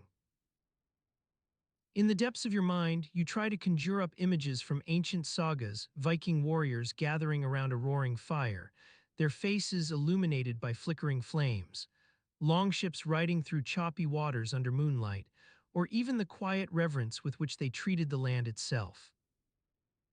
It's hard not to feel that these stories were all but lies, convenient fabrications crafted to entertain and captivate. Yet there is something about those tales, a spark within them that speaks of an unyielding resilience, a will to push forward into the unknown, no matter how unforgiving it may be. It's as if even in their midst, they knew that sometimes you had to navigate through darkness just to reach for the light. Your thoughts grow more turbulent now, like waves crashing against the shore of your consciousness. You try to recall specifics from those stories, the gods' involvement with fate and free will, the role of women in Viking society, were they truly treated as equals or simply tolerated? Even these fragments seem distant memories, memories you're not even sure are yours. And yet, you know that there must have been moments like this for them too. Long nights spent huddled around a fire without sufficient fuel to keep it burning. Journeys through treacherous terrain where the only comfort came from knowing they were all in it together. Those bonds forged under shared hardships would be as unbreakable as steel. Your mind drifts further into these what-ifs, this futile attempt to find solace within memories that may never have been more than a mixture of fact and myth. Perhaps there was no such thing as Viking nights, in the way you imagine them, just long stretches of darkness punctuated by brief moments of firelight or starry skies. But even if all this is true, what does it matter now? You are trapped here, unable to see a hand's breadth beyond your own body. The stillness remains unbroken, and so do the questions that plague you from within. Was there ever really anything special about Viking nights? Or was I just lost in my imagination? The darkness seems to grow more oppressive by the minute, pressing down upon you with every passing second. And yet, deep within this maelstrom of uncertainty lies a small spark, an ember of hope that refuses to be extinguished. For in its flickering light, you catch glimpses of what could have been. Viking warriors forging their way forward into unknown lands under the cover of night. Shield maidens standing watch over a campsite where laughter echoes through the stillness. Or even just one individual lost within this vast expanse, clinging to fragments of memory and imagination in an attempt to make sense of it all. The darkness may be overwhelming, but there's something more than that at play here. And as long as you can hold on to those glimpses, there might yet be a way out. The scent of damp earth and seaweed wafts through the air, carried on the gentle breeze that rustles the leaves of the nearby pine trees. You stand at the edge of the battlefield, your feet sinking into the soft mud as you gaze out across the scarred landscape. In front of you, the skeletal remains of long-dead ships poke from the earth like bones from a beast's grave. The wooden hulls have weathered to silvery gray, their intricate carvings worn smooth by time and saltwater. You notice how the delicate patterns seem almost ornate now, an eerie testament to the craftsmanship that once went into building these vessels. You wander closer to one of the wrecks, your boots squelching in the mud as you pick your way through the debris-strewn ground. Your fingers brush against a splintered plank, worn down by years of being exposed to the elements. The wood feels rough under your fingertips, not like sandpaper, but more like fine-grained stone. A nearby thicket rustles, and a small bird takes flight from its hiding place. You watch as it flits between the tangled branches, singing a high-pitched melody that carries on the wind. For an instant, you feel almost peaceful here amidst this devastation, though your attention is soon drawn back to the task at hand. You remember how it was said that King Harald Fairhair himself led his forces into battle against the Norwegian chieftains who opposed him. According to some accounts, he wielded a mighty war axe known as Dyrthr, one of those fearsome examples of Viking craftsmanship said to have been forged from dark-forgotten mysteries. You find yourself pondering what kind of metal that axe must have been made from. Was it the same high-carbon steel used in the ship's rivets, or something even more exotic? Your mind starts to wander through all sorts of esoteric possibilities, from imported Roman steel to ancient Atlantean iron. For a moment, you become lost in this mental mire. A creaking sound catches your attention as an old wooden beam shifts underfoot, and the earth gives way with a soft groan beneath your boots. You freeze for a second before realizing it's not about to swallow you whole, though given the number of shipwrecks scattered across the battlefield, it might be a miracle if that didn't happen eventually. In this moment, while considering how an axe like Dyrthr came into being and what exactly Harold used it for in battle, your gaze drifts toward one particular spot, where something glints faintly amidst all the darkness.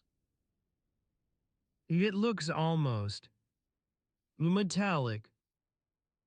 You wonder whether you're seeing things, or if that really is a piece of metal poking out from beneath a tangled heap of broken timbers. You walk over to investigate and find yourself wading through knee-deep mud as it churns underfoot like quicksand.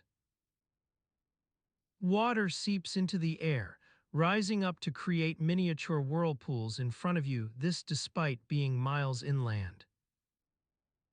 You feel an odd sense of unease at how wet everything seems, Not just your boots, but also the ground itself, which feels spongy beneath every step. As you push aside a heavy tangle of branches and seaweed-draped debris, what catches your eye isn't quite as expected, it's more. Lamaz. It looks almost like something had been buried here and then later unearthed by the shifting sands, or whatever forces have reshaped this battlefield over time. Your fingers are getting cold from wading through that icy water-soaked mud, but you press on despite your growing discomfort. With each new movement of debris, more pieces come into view, bits of broken wood, chunks torn loose from somewhere deeper within the wreckage. And then something glints again in a spot where it hadn't been visible before. Your breath catches as you see that what caught your attention was indeed metal. A single piece of steel juts out, its surface scratched but still reflecting the faint light.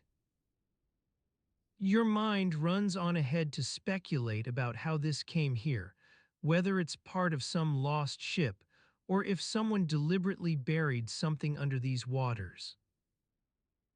You feel an odd sort of connection forming as you reach for that exposed metal fragment with your hand, though not because of any grand theory about history, but simply due to a basic human impulse, the desire to understand what lies before you.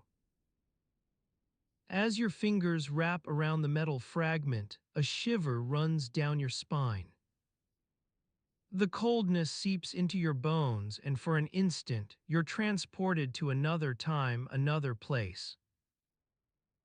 You feel it, that peculiar connection I mentioned earlier, grow stronger. It's not just about curiosity, there's something deeper here. You carefully lift the fragment from the silt, turning it in your hand as if trying to decipher a code hidden within its twisted curves. The silence is almost palpable, broken only by the gentle lapping of waves against the hull of our vessel. Your breath catches in anticipation, like holding onto an unspoken promise. In this moment, you're no longer just a scholar or an enthusiast. You've become part of something much larger than yourself, a tale as old as the stones that line the fjords. The past and present blur together, forming a tapestry rich with secrets waiting to be unearthed. Your gaze drifts out towards the horizon, where sea meets sky in a battle of endless blue. It's here on this battlefield of Hafrsfjord, where myth and history entwine like branches from two ancient trees. The air is heavy with stories yet untold, whispers carried by the wind through centuries. Your hand tightens around the metal fragment as your mind leaps across time and space to a moment when Viking longships cut through these waters. Warriors in leather armor stood alongside chieftains, their battle cries echoing off cliffs that now stand silent witness to the passage of ages. The weight of history presses down upon you, not just because it's a tale from another era, but because, for an instant, you feel as if you've been given a glimpse into what could have been your own past. Your thoughts are interrupted by a gentle nudge from behind. You turn to see our guide gesturing towards the shore. The sun is beginning its descent, casting long shadows that stretch across the battlefield like skeletal fingers. In this twilight hour, when day and night blur together in a dance of light and shadow, secrets often reveal themselves. "Ready to explore?" she asks, her voice barely above a whisper as if not wanting to disturb whatever magic exists here. You nod, your grip on the metal fragment tightening further as you stand up. Together, you make your way towards the shore, leaving behind the tranquility of the sea for the silence that awaits you among the ancient stones. The air grows cooler with each step, carrying whispers from the past, an unseen orchestra conducting a symphony of forgotten tales. Your guide leads you to the edge of the battlefield, where a massive stone stands sentinel over the expanse of history below. Carved into its surface is an inscription, or so it seems at first glance. But as your eyes linger on the markings, they begin to fade from view, like memories lost in the mists of time. It's an Ogham script, she explains softly, her voice full of reverence for this ancient language that once spoke secrets only known to those who could decipher its code. You lean forward, and as your breath touches the stone, the markings reappear, a message hidden from prying eyes for centuries. The words dance before you, each one telling part of an epic tale, one of battles fought, legends born, and empires risen. It's here that history is no longer just dates and events. It becomes living, breathing. The wind picks up slightly as the sun dips lower in the sky, casting long shadows across the battlefield like fingers beckoning you to follow their path into the heart of this ancient tale. Your guide's hand brushes against your elbow, a gentle reminder that you're not alone here. There are stories waiting for you among these stones. We'll explore more tomorrow, she says softly, as if aware of the need for reflection after experiencing something so profound. But now, let us leave behind the silence and find our way back to the warmth of campfires. You nod slowly, reluctant to break this spell that binds you to a moment in time when past and present converge into an unforgettable experience, one that forever changes how you see these Viking nights. The journey back is done in part by memory. You relive moments from your exploration on Hafrsfjord's battlefield of old, the connection with history, the sense of belonging among ancient stones.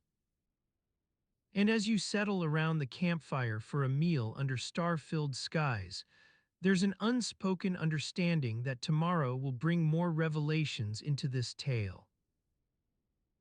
But for now, in the warmth and light of flickering flames, your thoughts linger on what lies beneath the surface, not just the sea but the stories it holds. The metal fragment you found earlier feels heavy with significance against your chest, a reminder of secrets waiting to be unearthed from these Viking nights that are woven into the very fabric of history itself. In this serene moment before sleep calls its due, there's an overwhelming urge to delve deeper, not just into what happened on Hafrsfjord, but why these moments have touched you so profoundly. For in a place where myth and reality converge like sea and sky at sunset, it becomes clear that some secrets are meant for discovery, others remain hidden until they're ready to be revealed. And as the stars begin their nightly dance above, illuminating paths through shadows cast by your own thoughts, there's an unspoken promise from these Viking nights. Tomorrow will bring more stories and perhaps a few answers. But tonight is about sleep.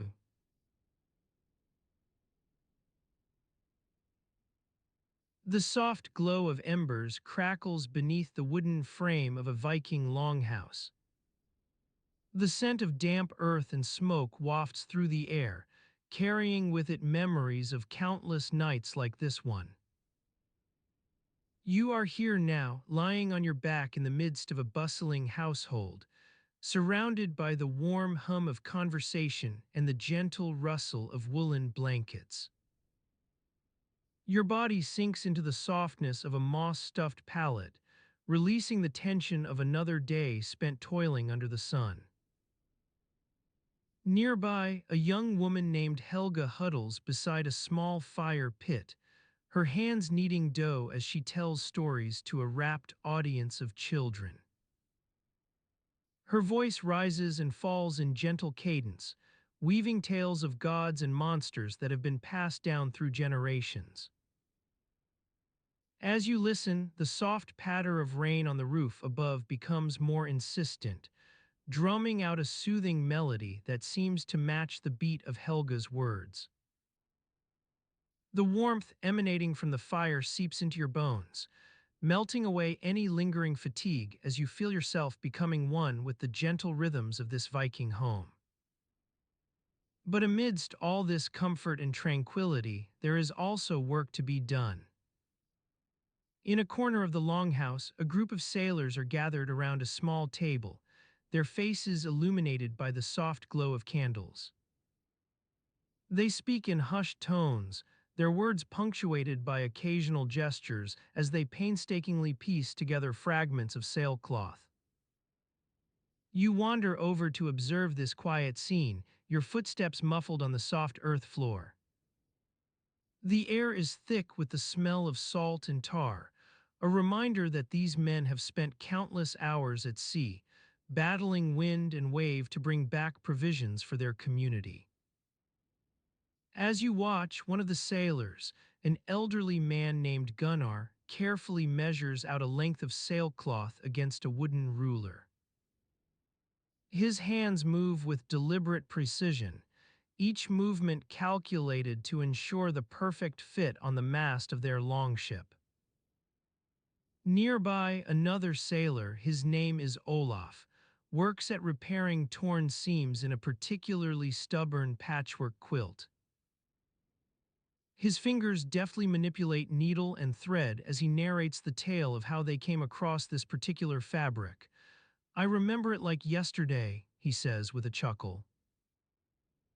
"We traded for it from those Danish merchants who were sailing through last season."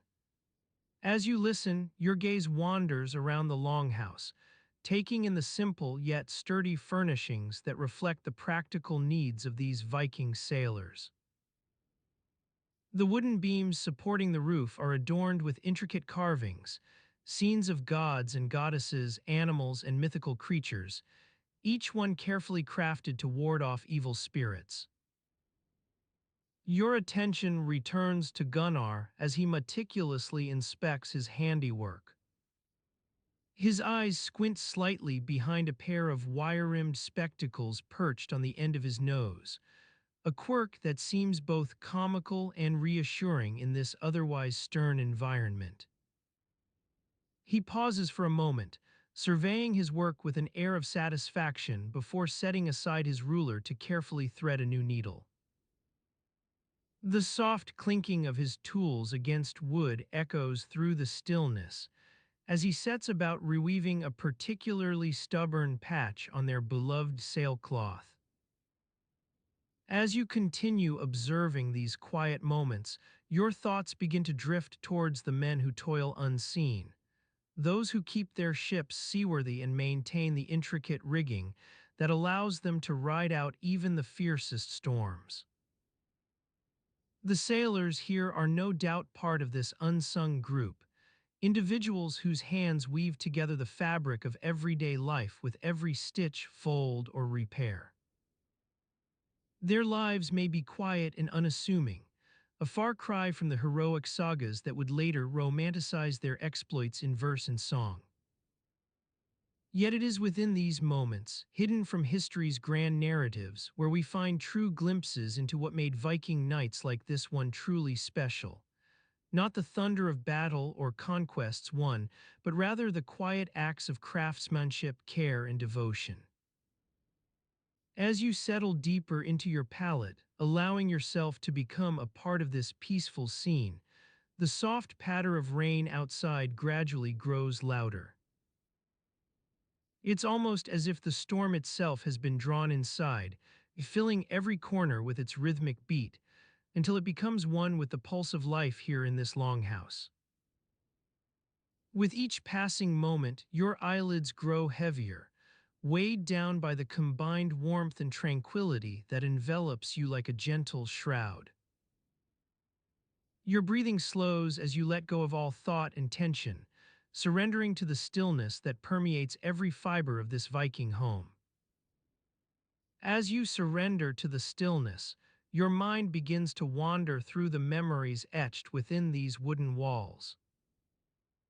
The Longhouse, a testament to the ingenuity and craftsmanship of Viking shipbuilders, stands as a sanctuary against the harsh elements that shape this unforgiving land. Your thoughts drift to the skilled hands that wove together the intricate patterns on the floor, the same hands that carefully plied the loom's threads with an attention to detail born from generations of tradition. The air is heavy with the scent of smoke and sweat, a reminder of the countless hours spent over hot coals, shaping metal into tools and crafting vessels for the open seas. Beyond the fire pit, in the corner of this longhouse, a group of women sit huddled together, their fingers deftly interlacing as they weave and repair sails.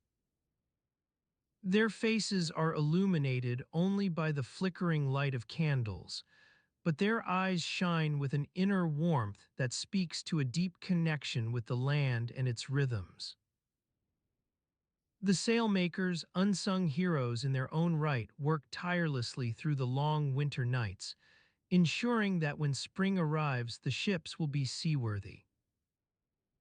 Every thread is carefully selected for durability, every stitch precise to withstand the fierce gusts of wind that can snap a mast like twigs on an autumnal tree. As you continue to drift into slumber, their quiet dedication resonates through your mind, these unseen artisans who shape the very fabric of Viking life.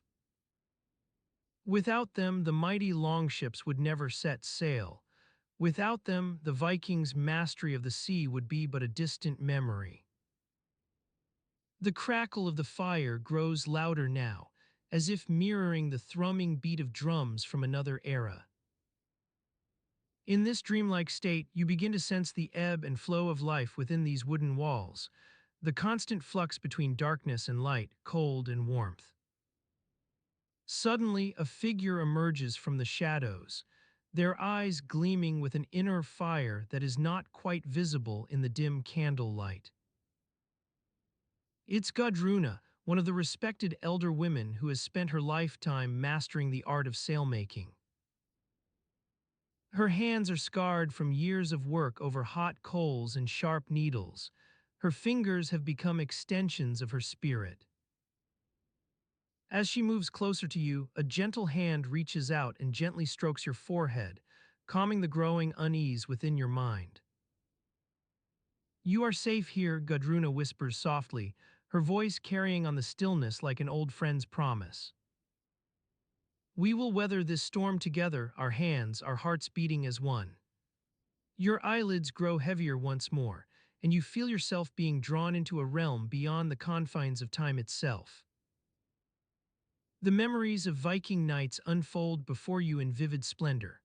Fires crackling over open flame, wooden vessels riding the swells on unforgiving seas, battle-hardened warriors trading tales by candlelight. Your breath slows further now, your thoughts dissolving like mist at dawn as Gudruna's soothing words weave a spell of calm and trust. You are safe within this sanctuary, surrounded by those who have devoted their lives to harnessing the fury of the elements, channeling its raw power into vessels that would carry them across vast waters.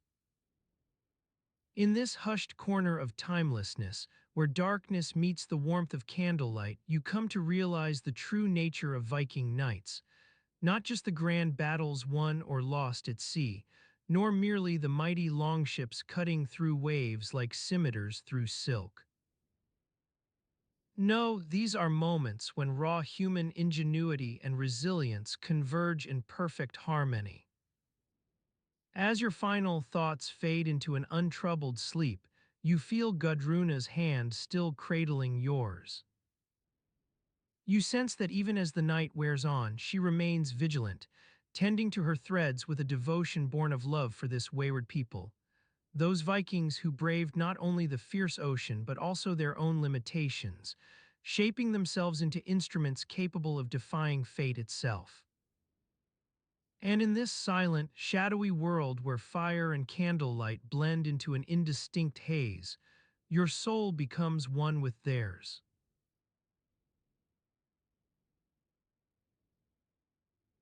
The scent of damp earth and moss wafts through the air, carrying with it the faint tang of decay.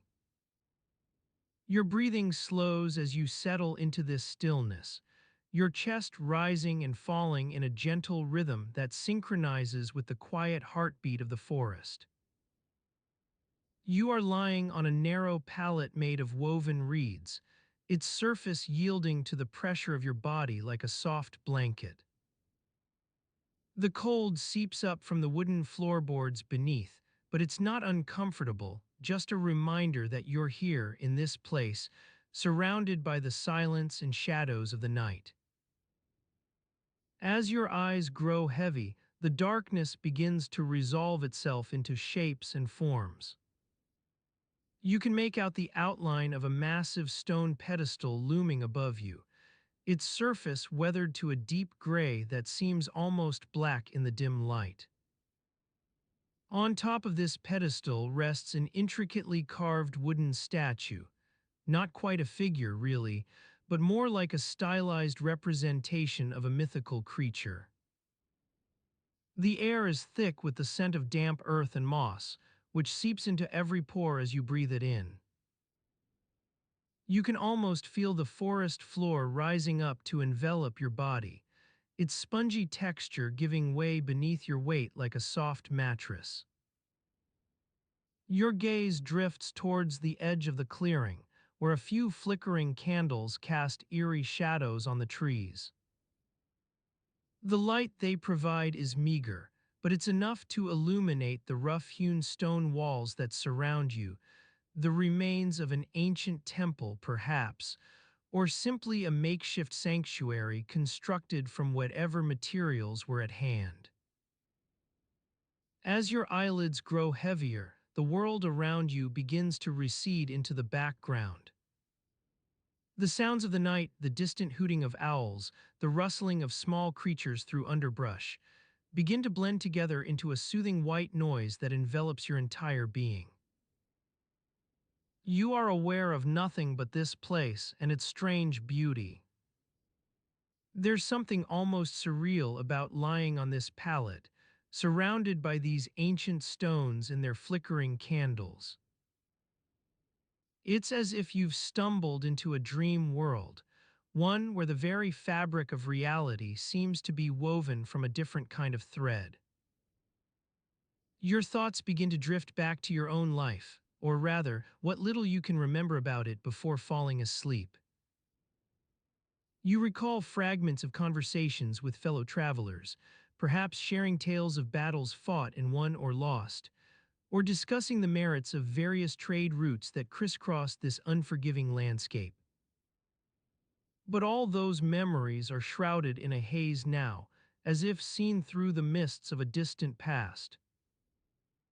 Your present is here on this pallet, surrounded by these ancient stones and their mystical aura. Your breathing slows even further, becoming almost imperceptible. The world around you grows quieter still, until all that's left is an oppressive silence that seems to vibrate with its own weight. It's as if the very earth itself has grown tired of supporting your presence here, or perhaps it's simply waiting for you to release some unspoken burden. Your body relaxes further into this yielding surface, letting go of any residual tension like a soft sigh escaping from your lips. The stillness deepens around you until all that remains is the gentle rise and fall of the forest floor beneath your weight, a soothing lullaby that gradually carries you off to sleep. The world recedes even further into the background as your mind begins to clear itself of its many worries and cares. Your thoughts lose their grip on reality like autumn leaves drifting lazily through an icy breeze, until all that's left is this single moment. You lying here surrounded by ancient stones, candles flickering in the darkness. This temple or sanctuary, perhaps, holds secrets you don't even know exist yet. There are mysteries etched into its stone walls, hidden symbols and markings waiting for some brave soul to decipher their meaning. But all those tales will have to wait. Your own journey is just beginning. You settle deeper into this place, letting go of everything that's held onto you so tightly: doubts, fears, anxieties, hopes. All these are swept aside like autumn leaves on a windless day as the stillness seeps in around your heart and mind. Your eyelids grow heavy once more, but they don't close completely. Instead, they drift towards each other like two great stones drawn together by some unseen force, yet somehow manage to stay open just enough for you to gaze into the shadows beyond.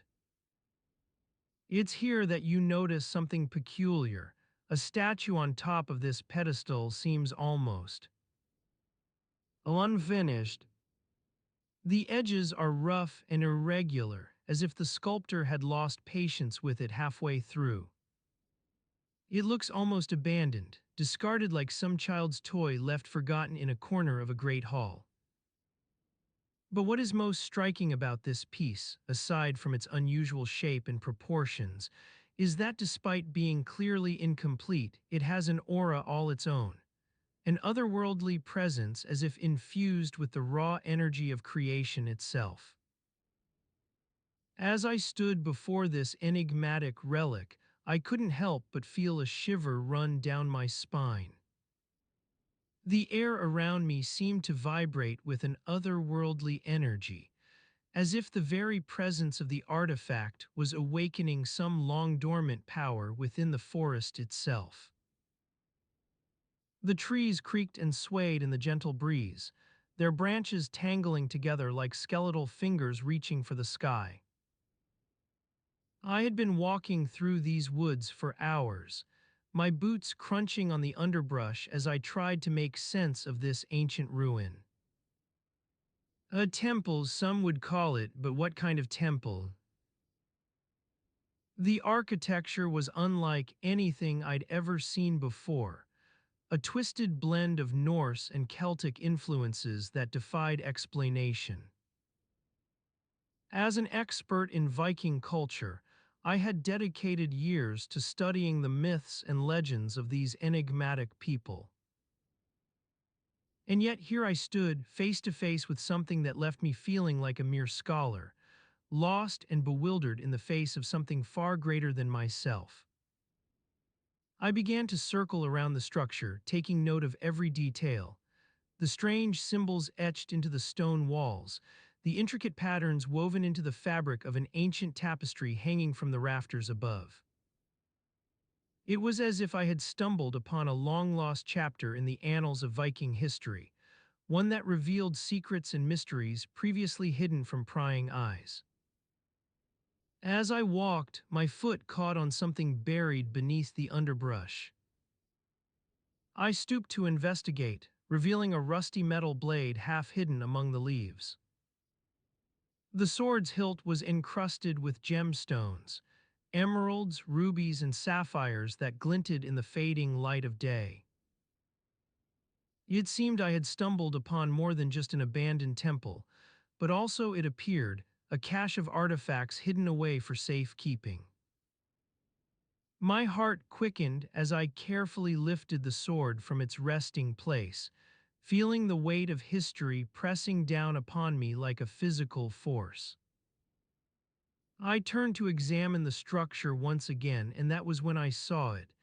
An inscription etched into the stone entrance, so small yet so significant that I almost missed it altogether. Odin's gift, it read in crude runes. Suddenly, everything fell into place. The temple wasn't a temple at all, but a sacred site dedicated to the All-Father himself, Odin, god of wisdom and war. And this mysterious relic, a remnant from a long-forgotten ritual, left behind as an offering to the Great One above. A cold wind swept through the forest, whipping my hair into a frenzy as I gazed up at the entrance. It was then that I noticed something else, a faint luminescence emanating from within the temple's dark recesses. The air seemed charged with electricity, and I could feel an otherworldly energy building inside me like a storm about to break. Without thinking, I stepped forward into the unknown, my footsteps echoing through the stillness of night as I ventured deeper into this ancient sanctuary. It was there that I found it, a pedestal at the heart of the temple, upon which rested something I had never seen before nor could have ever imagined existed in our world. A tiny figurine made from a substance unlike anything else on Earth, glassy and transparent, yet seeming to contain an inner fire all its own. The air around me began to vibrate with increasing intensity as I reached out a trembling hand to touch the relic.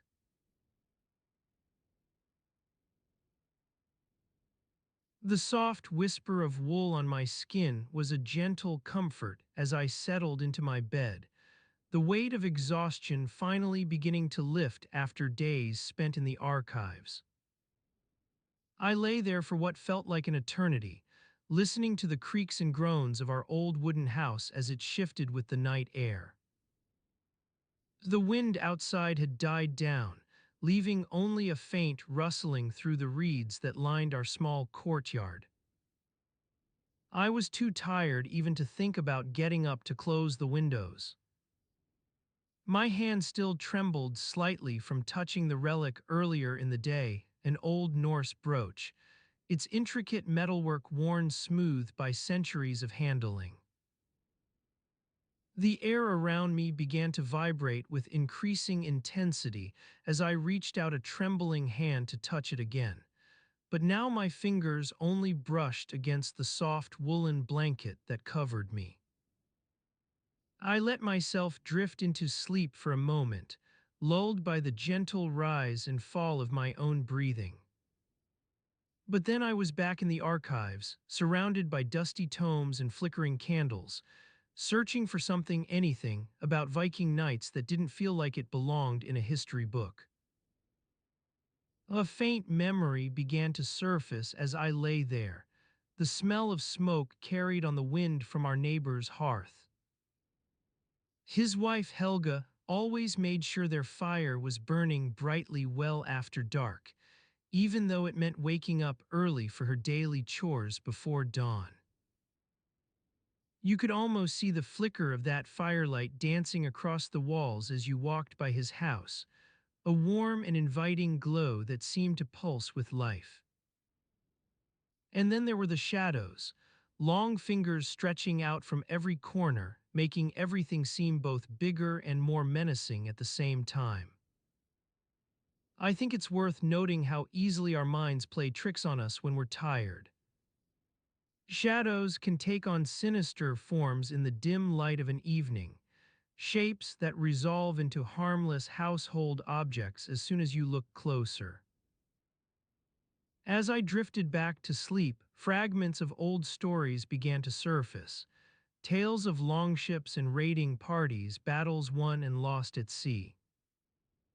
The wind outside picked up again, rustling through our reeds like a chorus of restless spirits trying to get my attention. But even those whispers couldn't keep me awake for long, not when the softness of my bed was beckoning me down into its depths once more. I let myself sink deeper, letting go of all thoughts and worries as the darkness closed in around me.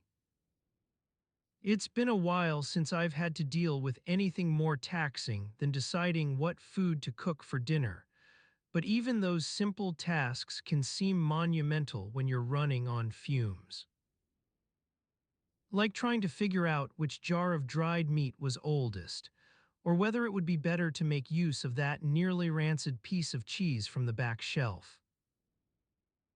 The weight of responsibility is a heavy one indeed, and sometimes I feel like all we do as historians is try to untangle threads in an already complicated tapestry. But for now, with my eyelids growing heavier by the second, it's enough just to let go. I must have finally fallen asleep then, because the next thing I knew, Helga was standing over me, a warm smile on her face as she gently smoothed out wrinkles from my bedding. "Time to get up, child," she said softly. "It's almost dawn." Her hands moved with practiced ease as she helped me sit up and swing my legs over the side of the bed. An awkward, stiff motion that always seemed to leave me feeling a little more awake than I wanted to be at this hour.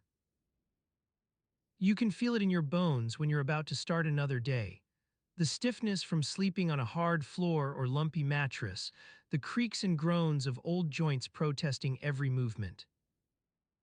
And then there's Helga's cooking, which usually means we'll have some variation of boiled meat and stews for breakfast. Not exactly the most appetizing fare to start your day with, but at least it was filling. We'd get through our morning chores before the sun climbed too high in the sky, when the heat would become unbearable in our small courtyard. Once I had my bearings, Helga handed me a steaming bowl and we sat down together by the fire, her gentle hums of contentment as she ate providing a soothing background noise to my own ruminations about Viking nights. The only sound that broke through was an occasional clinking from the pots and pans in our makeshift kitchen. It's funny how much you notice when your senses are heightened like this. Every creak, groan, or knock is magnified until it feels as if we're living in a small, tightly packed boat on the open sea. Every sound carries far beyond its source, an unsettling reminder that even here in our quiet little courtyard, there's no such thing as complete silence. I must have dozed off again while eating my breakfast because when I opened my eyes next, Helga was gone and our morning chores were already underway. The sun had climbed high enough now to cast long shadows across the yard, a stark reminder that time waits for no one. The heat outside became oppressive quickly as we worked, dry earth and parched reeds absorbing every last drop of moisture from the air until it felt like breathing itself was becoming a chore. Our labor was slow and plodding, each step taking effort in the sweltering sun, a far cry from those idyllic descriptions of Viking raiders storming ashore with battle axes at the ready. We trudged through our tasks in silence for the most part, only occasionally breaking off to drink some water or grab an extra breath. Our skin felt dry and tight, like old leather that's been left out too long, a sensation I knew all too well from growing up on this land. The stillness after we finished was almost welcome by comparison, our sweat-drenched bodies gratefully accepting the cooler air as it drifted back in through an open window. We sat for a moment without speaking, just letting the quiet wrap itself around us like a damp shroud, until I finally broke the silence with a dry cough. Helga smiled and handed me a flask of cool water from our kitchen, her expression calm but knowing. "Drink up," she said softly. As I drank from the flask, feeling the cool water trickle down my parched throat, Helga's gaze drifted out into the darkness beyond our open window.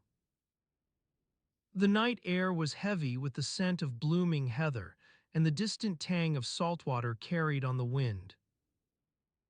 We sat there in comfortable silence for a moment longer, listening to the sound of waves crashing against the shore below. The quiet seemed almost palpable, like a living thing that wrapped itself around us both. I felt my eyelids growing heavy, weighed down by the exhaustion that had been building up inside me since we set sail from our village several days ago. But Helga's calm presence kept me anchored to reality, reminding me of all the things we still needed to do.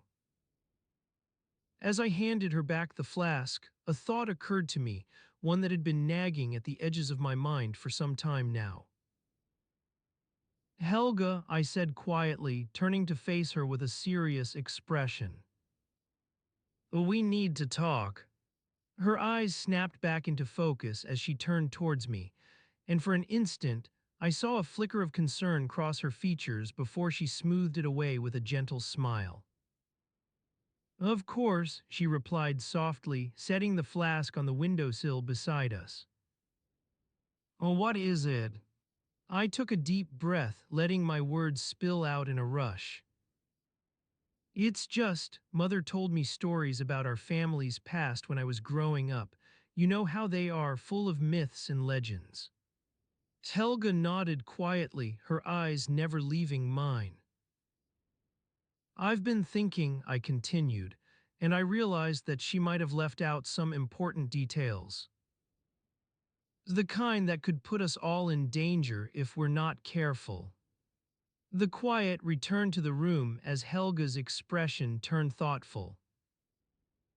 She leaned back against the windowsill, her eyes drifting away from mine once more. What are you thinking of specifically? She asked after a moment or two, her voice still soft but with an undertone of curiosity.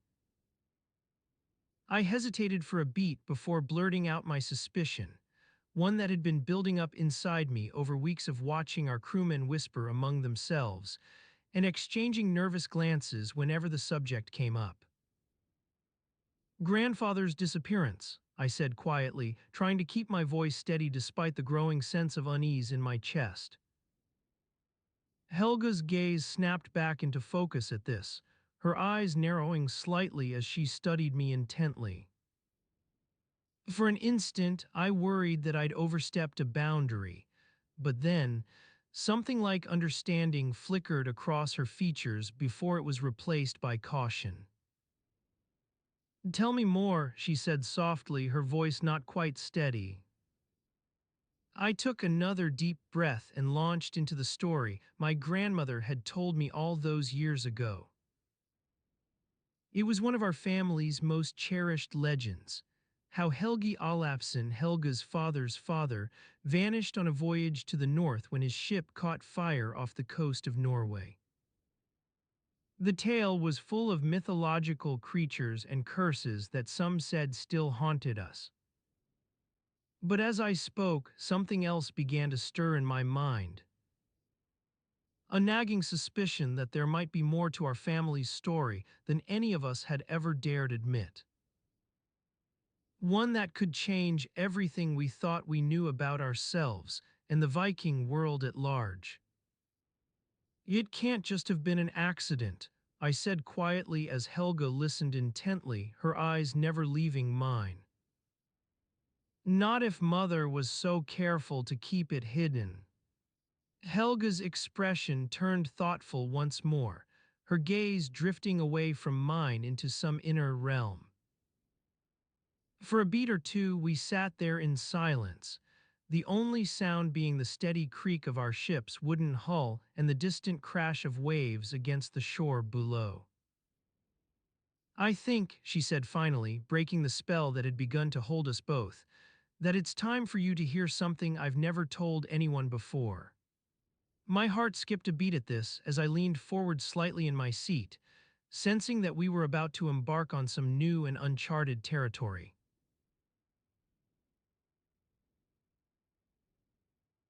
The scent of damp earth and seaweed wafts through the air, carrying with it the faint tang of salt water and the whisper of secrets.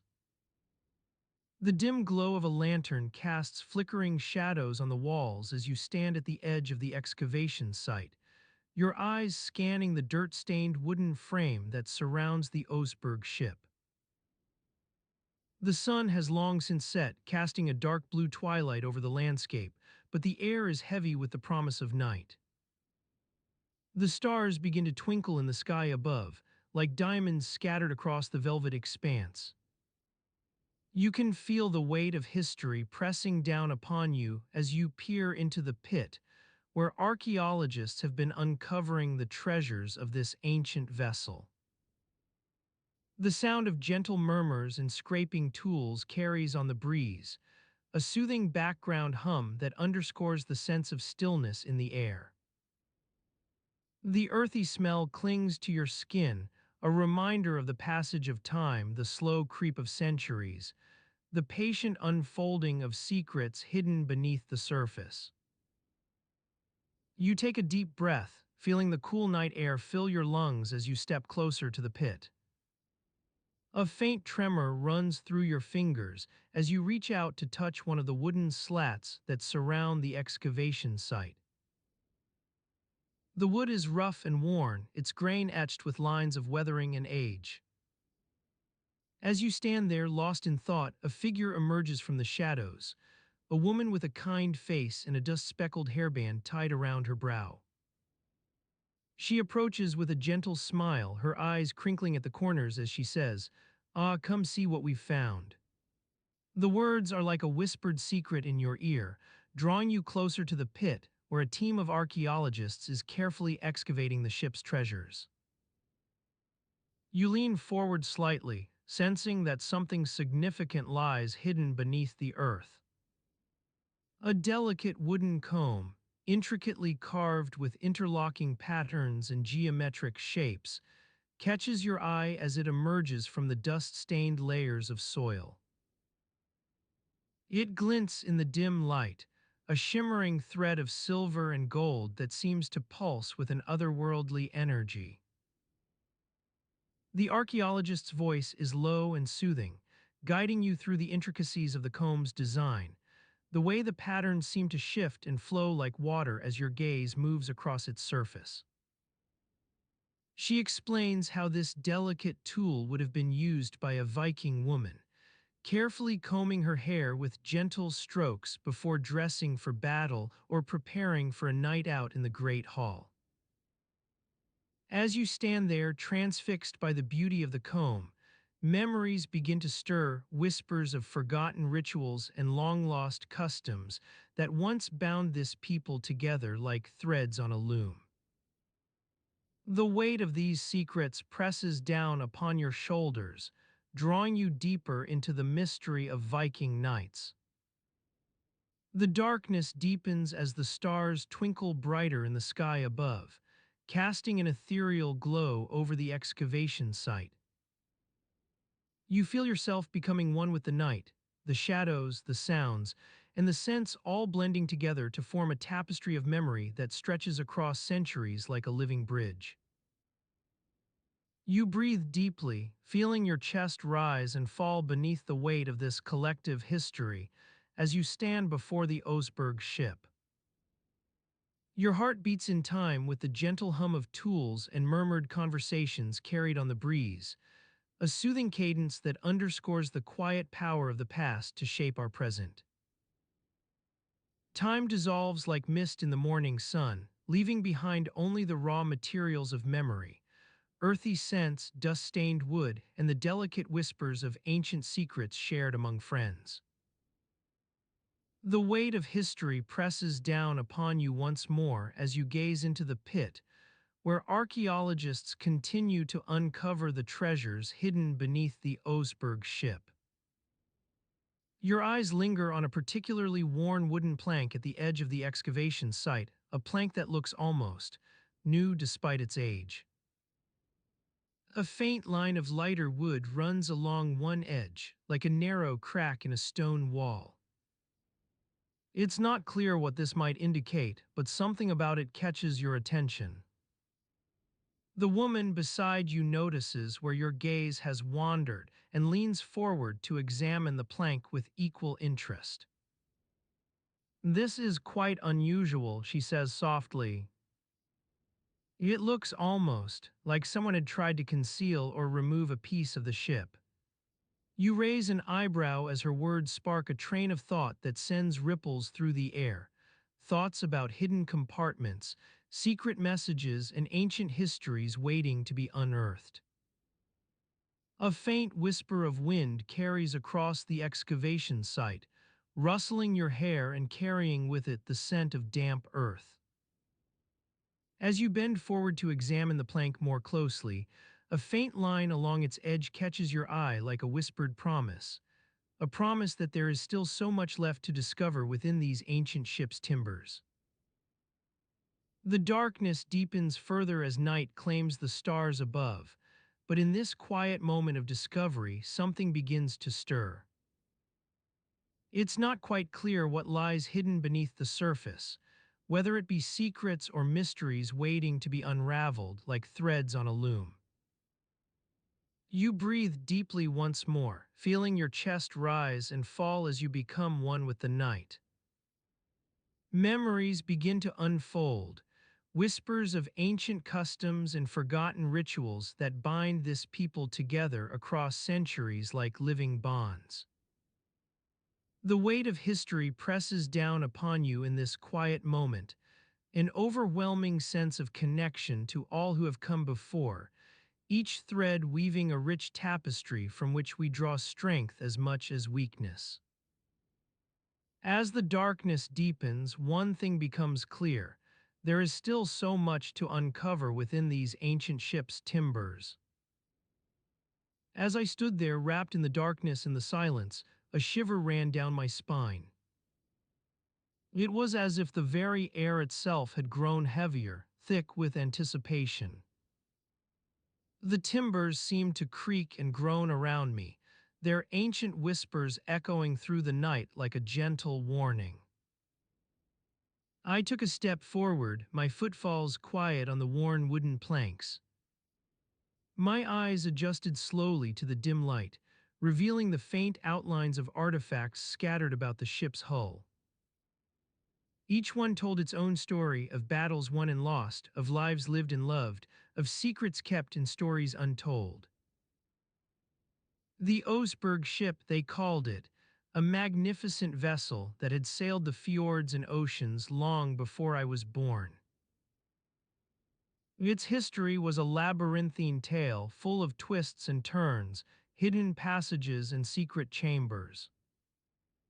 And yet, as I delved deeper into its mysteries, I began to realize that there were more secrets than just those of its past. I walked along the ship's length, my hand tracing the grooves carved into its wooden sides. Each mark was a testament to the craftsmanship of long-forgotten hands, skilled woodworkers, who had labored tirelessly to shape this vessel for the sea. The marks seemed almost deliberate, as if they were more than just the result of wear and tear. My gaze fell upon a series of intricate carvings on one of the ship's beams. They depicted scenes from everyday Viking life. Hunting parties returning with antlered prey, women gathered around fires spinning woolen threads, children playing in sun-drenched meadows. Each image was rendered with such precision that I could almost hear the soft laughter and rustle of leaves. Yet as beautiful as these carvings were, they hid something, a secret within a secret. As I leaned closer to examine them more closely, my fingers brushed against an unusual texture on one of the beams.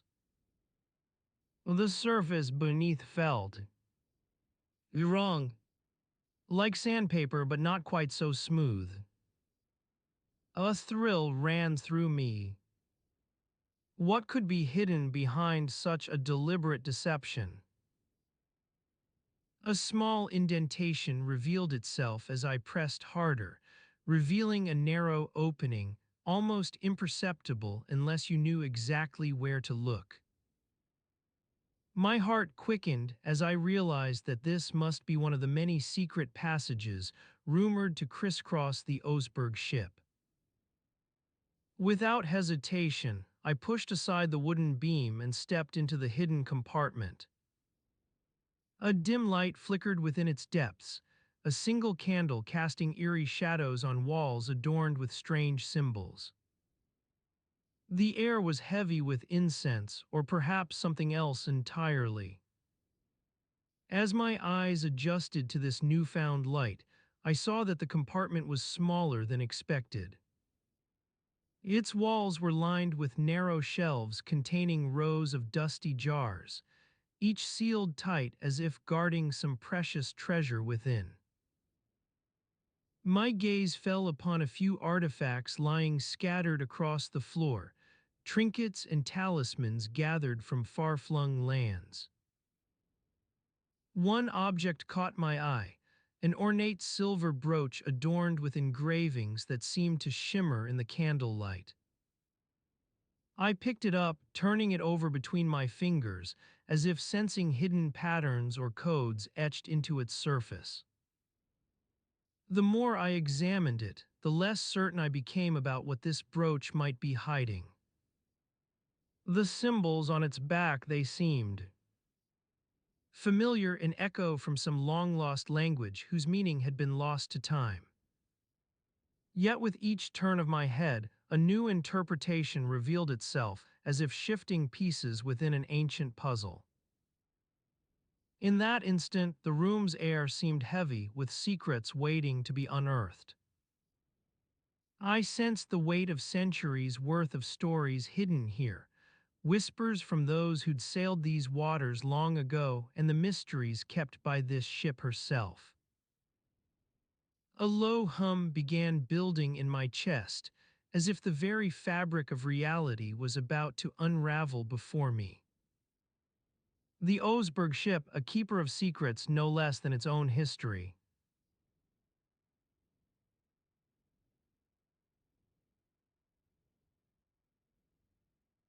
Tonight you've traveled through the misty veil of forgotten histories, where shadows danced with whispers of ancient secrets. You walked among the silent screams of slave children, their echoes lingering like autumn's last leaves on a dying tree. In the distance, distant fires flickered in Mammen bog, casting an otherworldly glow over the relics that archaeologists have unearthed from its depths. The tide of time went out with each step you took through the forgotten lives and untold stories of Viking knights. Yet beneath these disparate threads, a deeper narrative weaves itself, the intricate tapestry of human struggle, resilience, and connection to the land. Each life lived, lost, or remembered speaks to our shared experience as beings who are part of something greater than ourselves, a story that unfolds across millennia like a river's patient flow. If you'd like to keep exploring, you can gently tap like and subscribe so you don't miss the next journey through the shadows of history. And if you feel awake enough, leave a comment and share where in the world you're listening from. As your mind begins to let go, the details of this night's travels start to sink below the surface of thought, carried off by the dark waters of sleep. The quiet takes over, and with it, the stillness that comes before dawn breaks, the pause between breaths when time itself becomes a mere suggestion. Your heart slows its beat in sync with the pulsing rhythm of the earth. And as you settle into this silence, remember that even memory's fleeting grasp on our lives is but one chapter in the long, patient book of the ages.